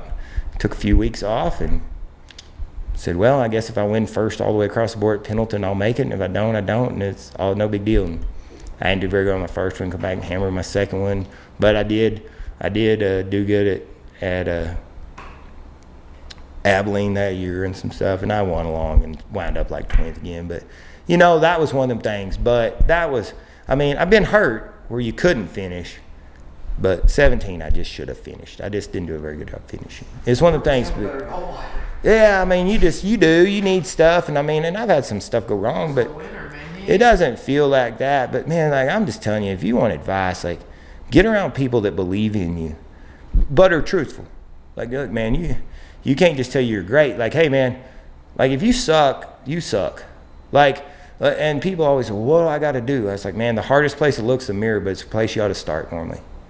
And like, they'll ask me, well, how much money do I got to have? What do I got to have here and there? Well, you got to have X amount of money. And if you think your horse is good enough and you're good enough, take that money and see how long it lasts. Because if you are, it'll last. You'll keep getting it back and you'll keep rolling. It's no big deal. But if it runs out, either you got to look at that horse and he ain't near good enough, or you got to go stare at the mirror and figure out what you got to change. But one of the two things is all it is. Because you can't draw that bad all the time. Exactly. There's 3/3 of cattle, and it doesn't make a damn what of entry. You have 3/3, and you have the third in the bulldog and over here that everybody can win on. They're that good. It doesn't matter if there's 3 steers or if there's 15 steers or if there's 100. There's a third of them everybody can do good on. Then there's a third of them, if you're on point and you ride a good horse, you can place on them.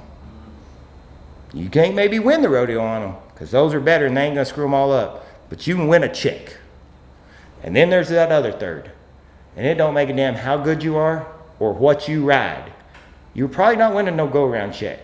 But you can annihilate one of them if you can stay at the upper end of that. And you can come back with one of them in that top third. And you bust him, you make short round. Mm-hmm. But no matter what, you don't stay on this end that long. Sometimes you stay here for a while. And it can't get no better, but you don't stay here every day. But you got to capitalize on the ones you get. No matter how many you run. We went to 4 rodeos and had a good 4th, and I've been to 10 rodeos and had a good 4th. But it don't matter. Win at the ones you're at, baby. Win at the ones you're at and do it there. But no matter what, I mean, your horse ain't good enough or you ain't good enough. And really and truly in the timed events, that's the way it is. I mean, and even in the rough stock, I mean, they either they didn't buck hard enough or you didn't ride good enough. But that's where it is. I mean, like, you just can't draw that bad. All year. You can't. We ain't talking about one rodeo or 1 week or a month. We're talking all year. And you win some, you lose some, and sometimes you draw bad. Because you win on some of them you shouldn't. And you place on some of them you shouldn't. And sometimes you just suck. And you got to be able to say that. Man, you should have done better. I mean, Vernon the other day, and I mean, it's a small scale on what I'm talking about, but I should have asked more questions to the right people, and I'd have known to see more, and I wouldn't have broke the barrier. So I lost. And then sometimes, man, we went to Liberty Hill, and I mean, nothing against it. When they gave me the 4th instruction on what I had to do is throw him down, I was like, I'm probably in a pickle. Like, it's probably going to be hard to place on the good ones. If I have 4 instructions on how to throw mine down, I mean, you're in a bind. Like, prime example, we went Champions Challenge, Rapid City one year. We're running the steers they ran in the high school rodeo up there. And Alan Good gives me like 7 instructions on what I got to do to make this steer hit. I said, dude, Alan, after like the 3rd one, I said, I'm good. I don't need to know no more. Yeah, you got to hear the rest of it. He finishes. He goes, why don't you need to hear no more? I said, Bubba, if I need this many instructions to make him hit, he ain't good enough to place here. Not with these guys. Not with these guys, these steers and these horses. He ain't good enough. I was 1 out. I made a great run. I got him to hit. I ain't win nothing anyway. I was never going to check on him. I hope rodeo gets better. Everybody asks, like, well, what's your goal? Like, I want to leave the board. I want 30th to have a profit. That's what I want. That'd be great. I want 30th. I didn't say a living, but I want him to have a profit. I want the 30th place guy that busts his ass all year long. I want him to not have credit card debt. I want him to be able to have paid his fees and paid his fuel and paid his stuff. You better not go buy a brand new truck again. You might have to suck it up and live with the one you got. But paid your stuff and you had a profit. That's what I want to see. Because then we're getting somewhere. Well, I don't know what that is. It depends on what inflation does. Maybe it needs to go up. But rodeo's so much better than it was in 07 when I started. I was going to ask you your numbers guy, but tell us what it's then. 20 years, what's the how much better is it? Well, I'll give you some stuff. The first time I went to Kennewick, I didn't count it. It had $7,000, and Bremerton added like $8,500, so I counted Bremerton because I was low. It had $25,000 now. Yeah. It's 2 and a short, not a 2-header. I mean, Elko, Nevada added $2,500 a few years ago. It had $16,000 you were entering a day. I mean, you go to looking at those rodeos, and these things are growing. Coleman, Texas, you had $2,000, had $6,000 now. Every level of rodeo's grown. Like your little rodeos are getting better, and everything else. Good number for you. When they started the playoff in 20, they wanted to have 60 rodeos, or in 19, they wanted 60 rodeos that added 10,000 or more across the board. Man, we had to have the national circuit finals, and we had to have the tour finals. We had all this stuff because we had we got the numbers the other day at the board meeting, like 54, and we have like 87 now. That add at least 10,000. That add 10,000 or more to every event. And if you go to rodeos that add 80,000 total, so the 8 standard events, counting the barrel race, there's like 95 of them. Some of them add a little more in the rough stock than that, but that add 80,000. We had 50. We didn't have but 50 some. And now we got 80. Like that's doing something, man.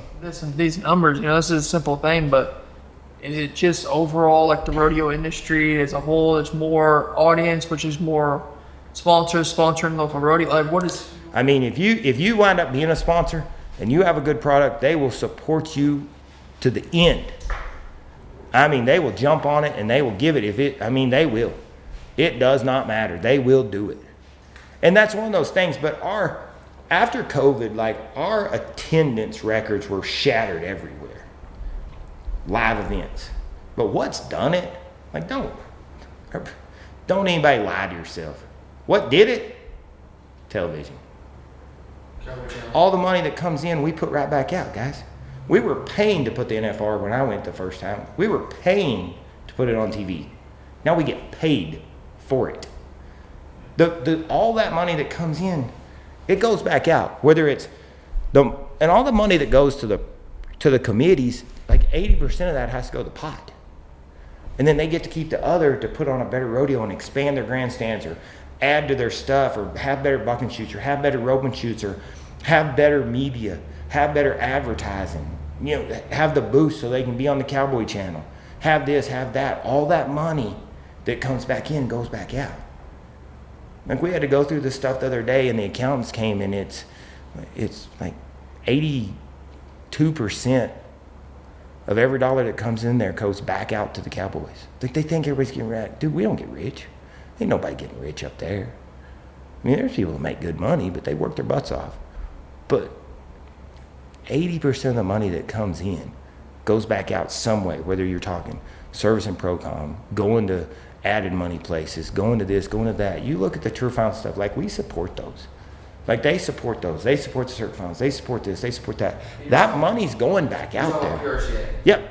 82% of the money Like comes from 80, PRCA. like right at 80-ish% of the money.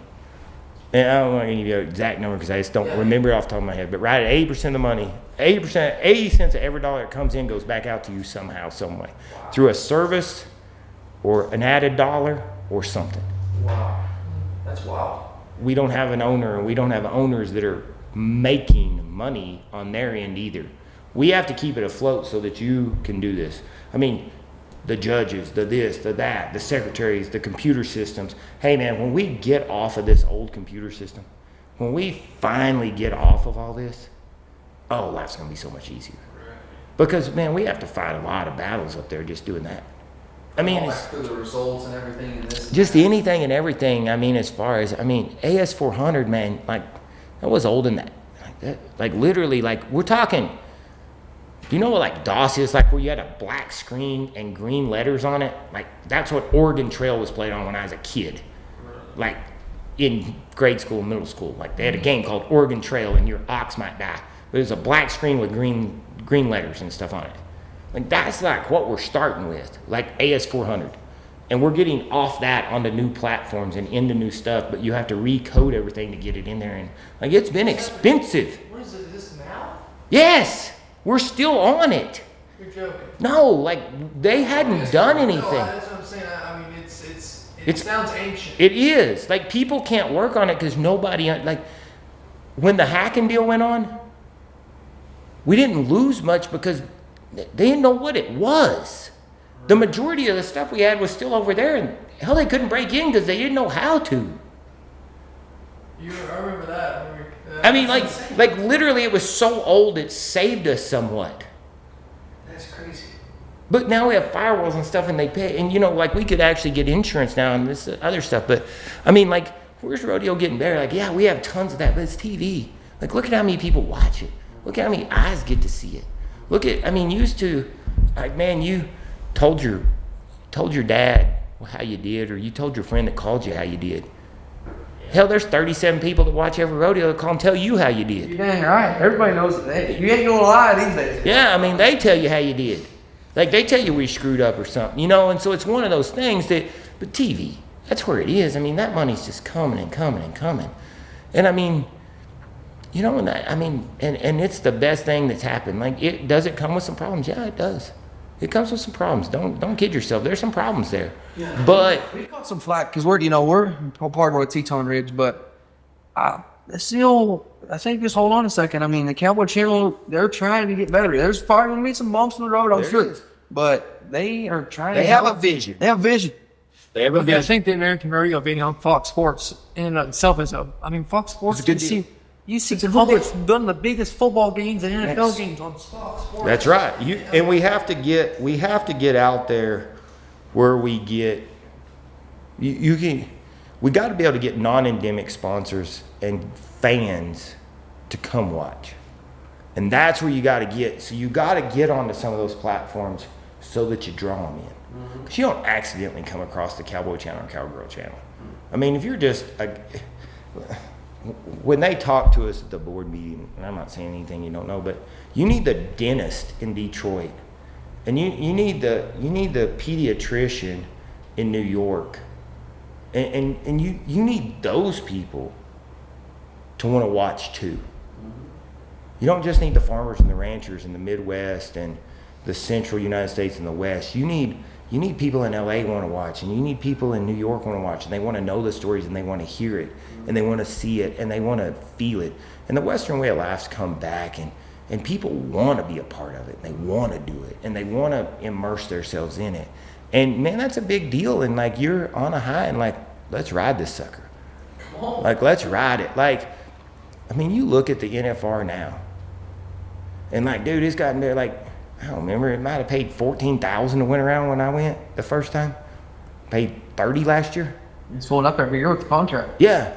Like, we add $125,000 more this year per event. There's $1 million added, there's 8 events. That's $125,000 per event again this year. And then we actually start the new contract. And it goes right at $100,000 a year every single year. Like, It's a good time to be rodeo county. Like- That's what he's saying, partner. like, dude, like like that's just, you go to thinking about it like that, golly, guys, like, I mean, and that's the NFR, and that's for those guys to make a lot, but you're going to be able to make a lot of money. You can be able to get rich rodeo. And that's my thing. I want you to be able to have a career. And use my career. You have my career, you can retire. You didn't have to go find a job or drive a truck or this. You want to farm or you want to ranch and you want to do that like I do, man, great. But you don't have to drive a truck. You don't have to go frame houses. You don't have to find a 9 to 5 that you got to beat your head against the wall to make ends meet and pay the bills. That's where I want to see rodeo be. You got to get to there. Like it's got to be a career. Not just a job, man. Like it's got to be a career.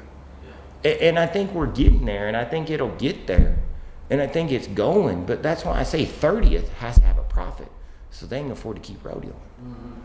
They can keep going so that they can get better and go from there.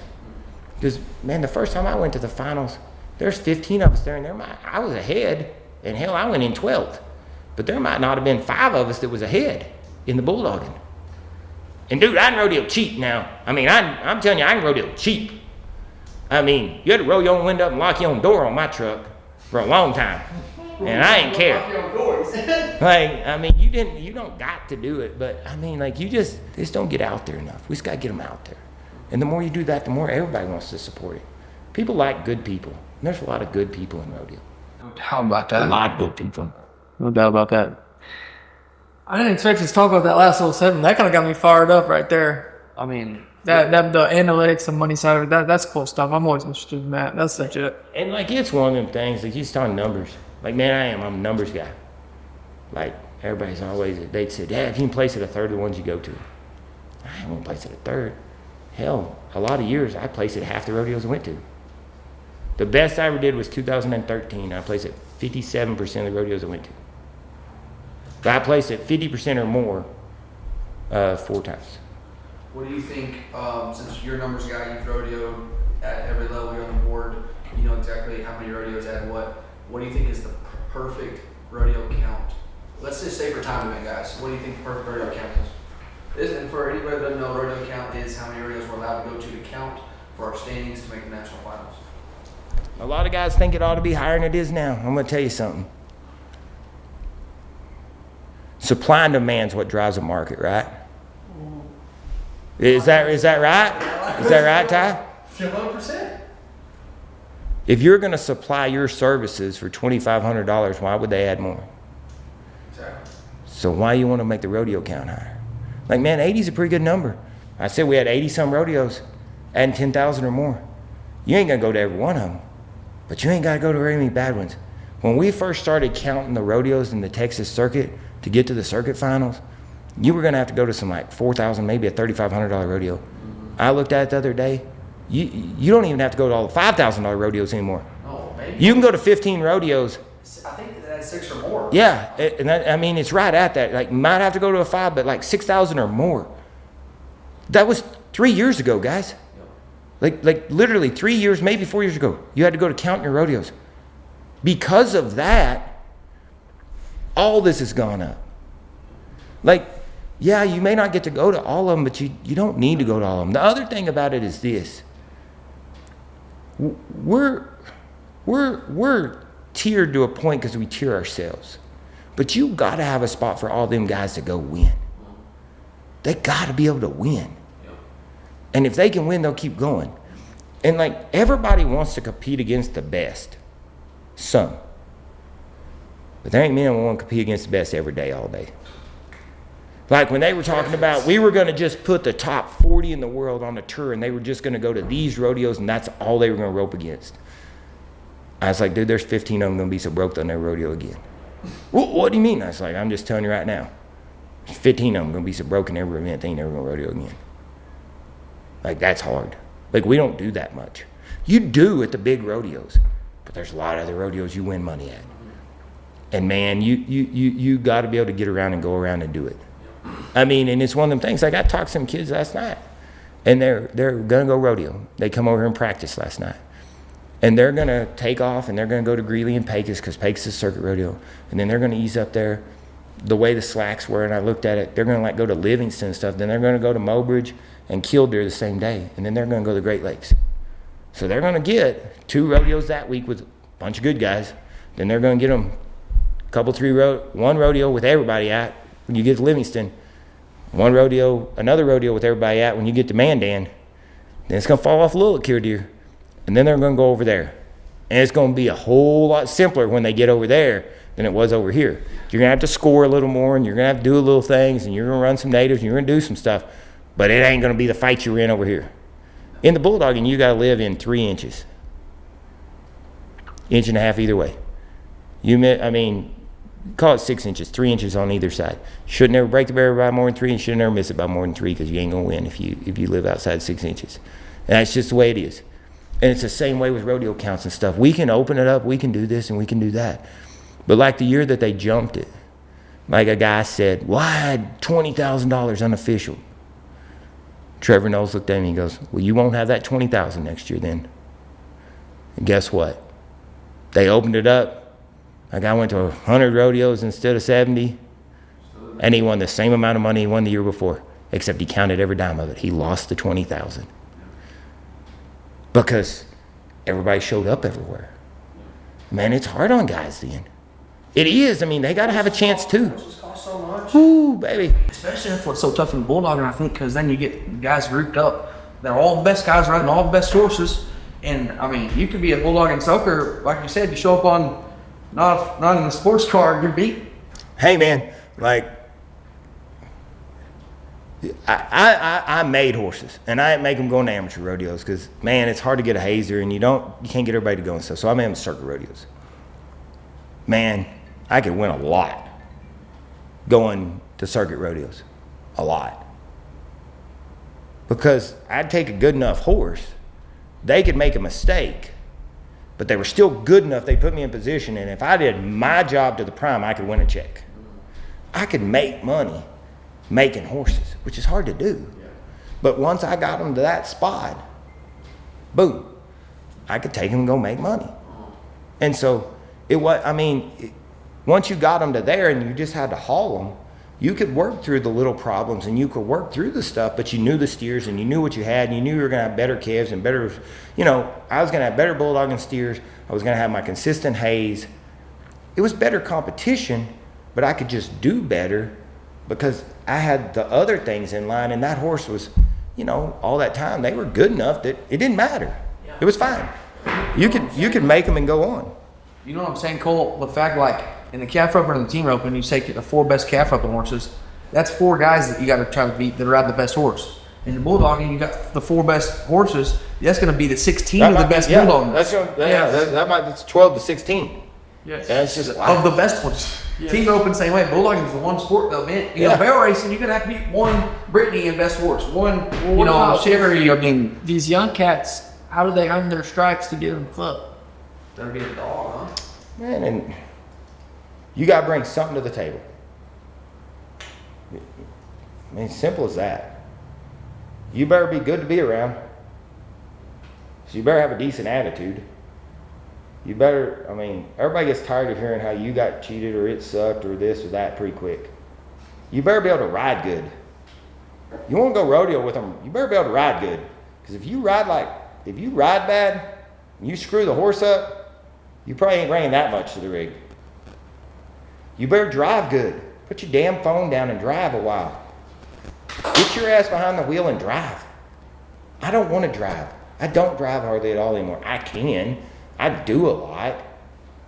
But if I'm going to go, take advantage of the other stuff and get your butt behind the wheel and drive.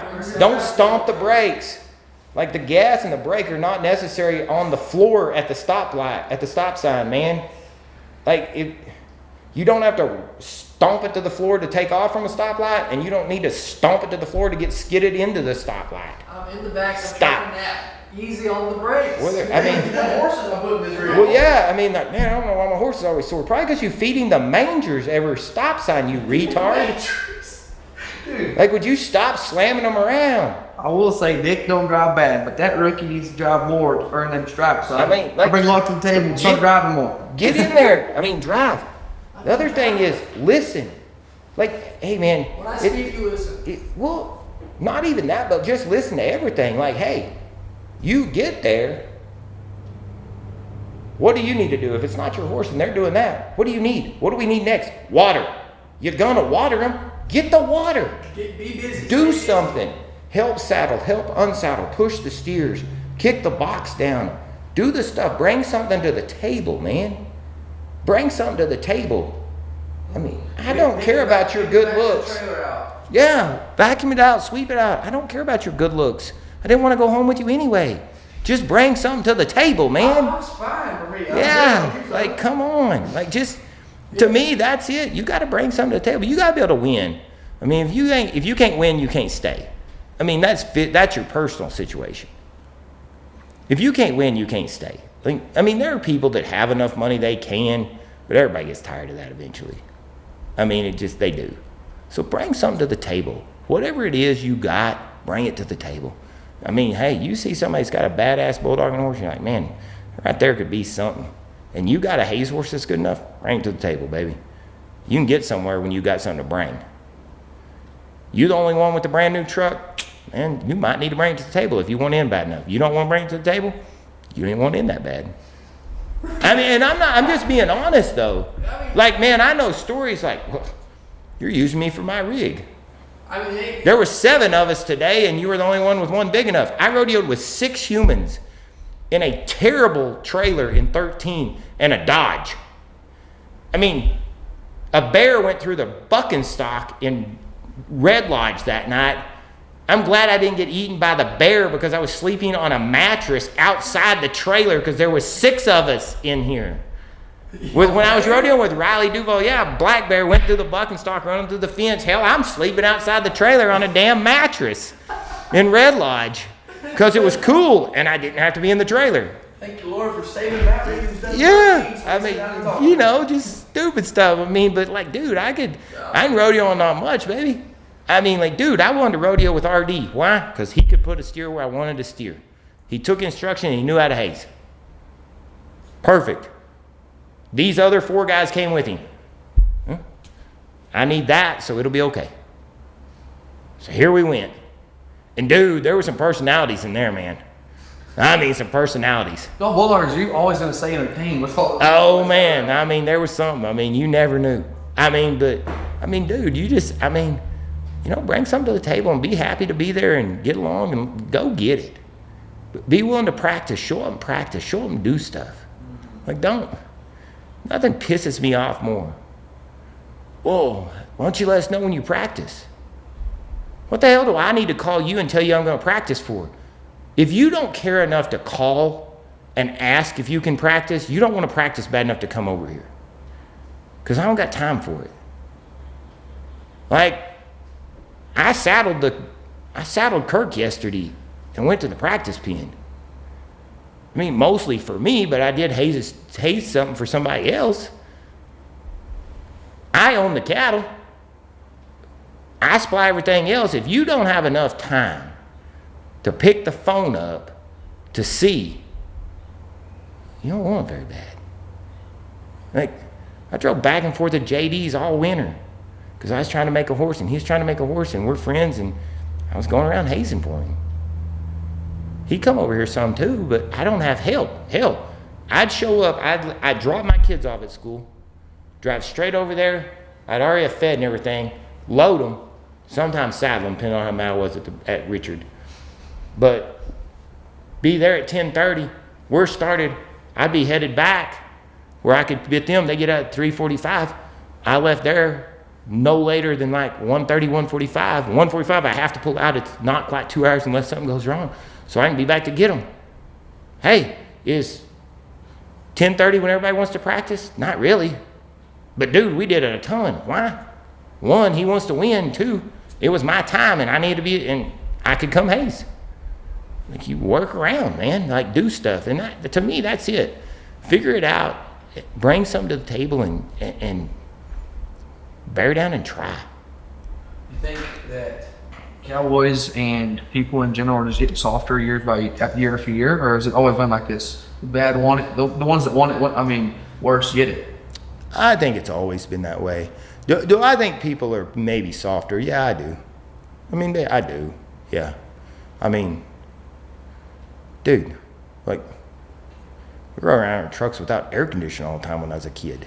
Like, can you imagine deciding to take a family vacation right now in a fucking station wagon without air conditioning? And I'm going to drive to Disney World? Like, that sounds horrible to me. Hell, I don't want to do it. I mean, come on, man. My dad and them left the Texas Panhandle and went to Disneyland, drove across the desert in a station wagon without air conditioning to take a family vacation. I'd rather get... Be too pissed off by the time you get there. I'm telling you. I mean, I'd rather get beat by a mob of people than have to do that, I think. I can't even imagine. I mean, those people were tough to stay married. Can you imagine not hating your entire family? Like, their grandparents, their parents, them, and their cousins. Here we go. They loaded up 2 cars and drove to Disneyland from Pampa, Texas. Dude. Like. That's rough. Hey. Like, yeah, people are, I mean, we just have a lot more stuff now. I mean, we do. I mean. He's like, his point of how people are softer is because that's Disneyland vacations with no AC. They used to do it. No one would even touch it now. So. I mean, and it's just one of those things. Like, I mean, when you get more convenience, it is. Like, Carson got a hoverboard for Christmas, and then Huddy drove it into the swimming pool in a week. It's a bad deal. So, brother? Yeah, might have fell off of it. He might have tried to turn, might have fell off of it, might have shot out in there. They don't handle that well. So, I mean, so we got him a Segway. We just went and spent a little more money, but I mean, it's fine. They ride them around. They have fun. Shit, dude, like, my mom lived in town when they got divorced. Hell, I'd ride my bike 5 miles to go see my friends on the other side of town. 8 miles. Who cared? I got pissed off one time when I was a kid. I was like, piss on you. I'm going to walk to town. I'm leaving. Okay. I did walk a long ways, about 3 miles, and then I was like, stupid ass. You got to walk all 3 fucking miles back to get home because they ain't come to get your ass. Ain't have no cell phone. I was like, I mean, I'm still like 6 miles from town. So I was like, man, I don't walk that far, you know. But so I turned around and walked my happy ass home. These young kids with these Segways, man. Hey, man, it takes a long time for a kid. It's like 10 years old to walk 6 miles too, by the way. In case you're wondering. Like, I mean, they knew I wasn't going to get that far. But, I mean, you know, you're just like, damn, what was I thinking, you know? I mean, but... Dude, I mean, like, you can't, I mean, you know, like, people are softer, they are. But, I mean, it's just you have more convenience. You just do. I mean, like, it's life, man. Like, it is what it is. I mean, we put so much more mental stress on kids nowadays than we used to. It's unreal. It's like us going and playing baseball all the time. Like, sometimes I'm like, man, he wants to go, that's fine. But when he don't want to go, we don't go. I mean, like, it's just life. Like, I mean, like, so their stress is in different ways. I think they're much more, I think the kids that want it are much more mentally strong now. Look at all the junior opens and all these junior deals. Like, kids show up at 18 ready to win. Yes. When you talk to Cody and you talk to Joe, and when you talk to them guys, they didn't know if they were ready to win at 18. No. These kids, Riley Webb walked in and knew he was ready to win, by God. Sure. Like, they competed at the highest level, all the pressure, the money's all been there throughout their whole teenage years. Yeah. Never back down. Yes, go for it. Just never back down. Yes, have fun. Sir. Thanks so much for doing this, man. We're Thanks. going to come back. Cross Plains ain't that far, Cole. This one was good. This is interesting. We got so much more to cover. Thanks a lot for getting on. Oh, yeah. We didn't even get good rodeo stories. I know. It means a lot, though, seriously. It was fun.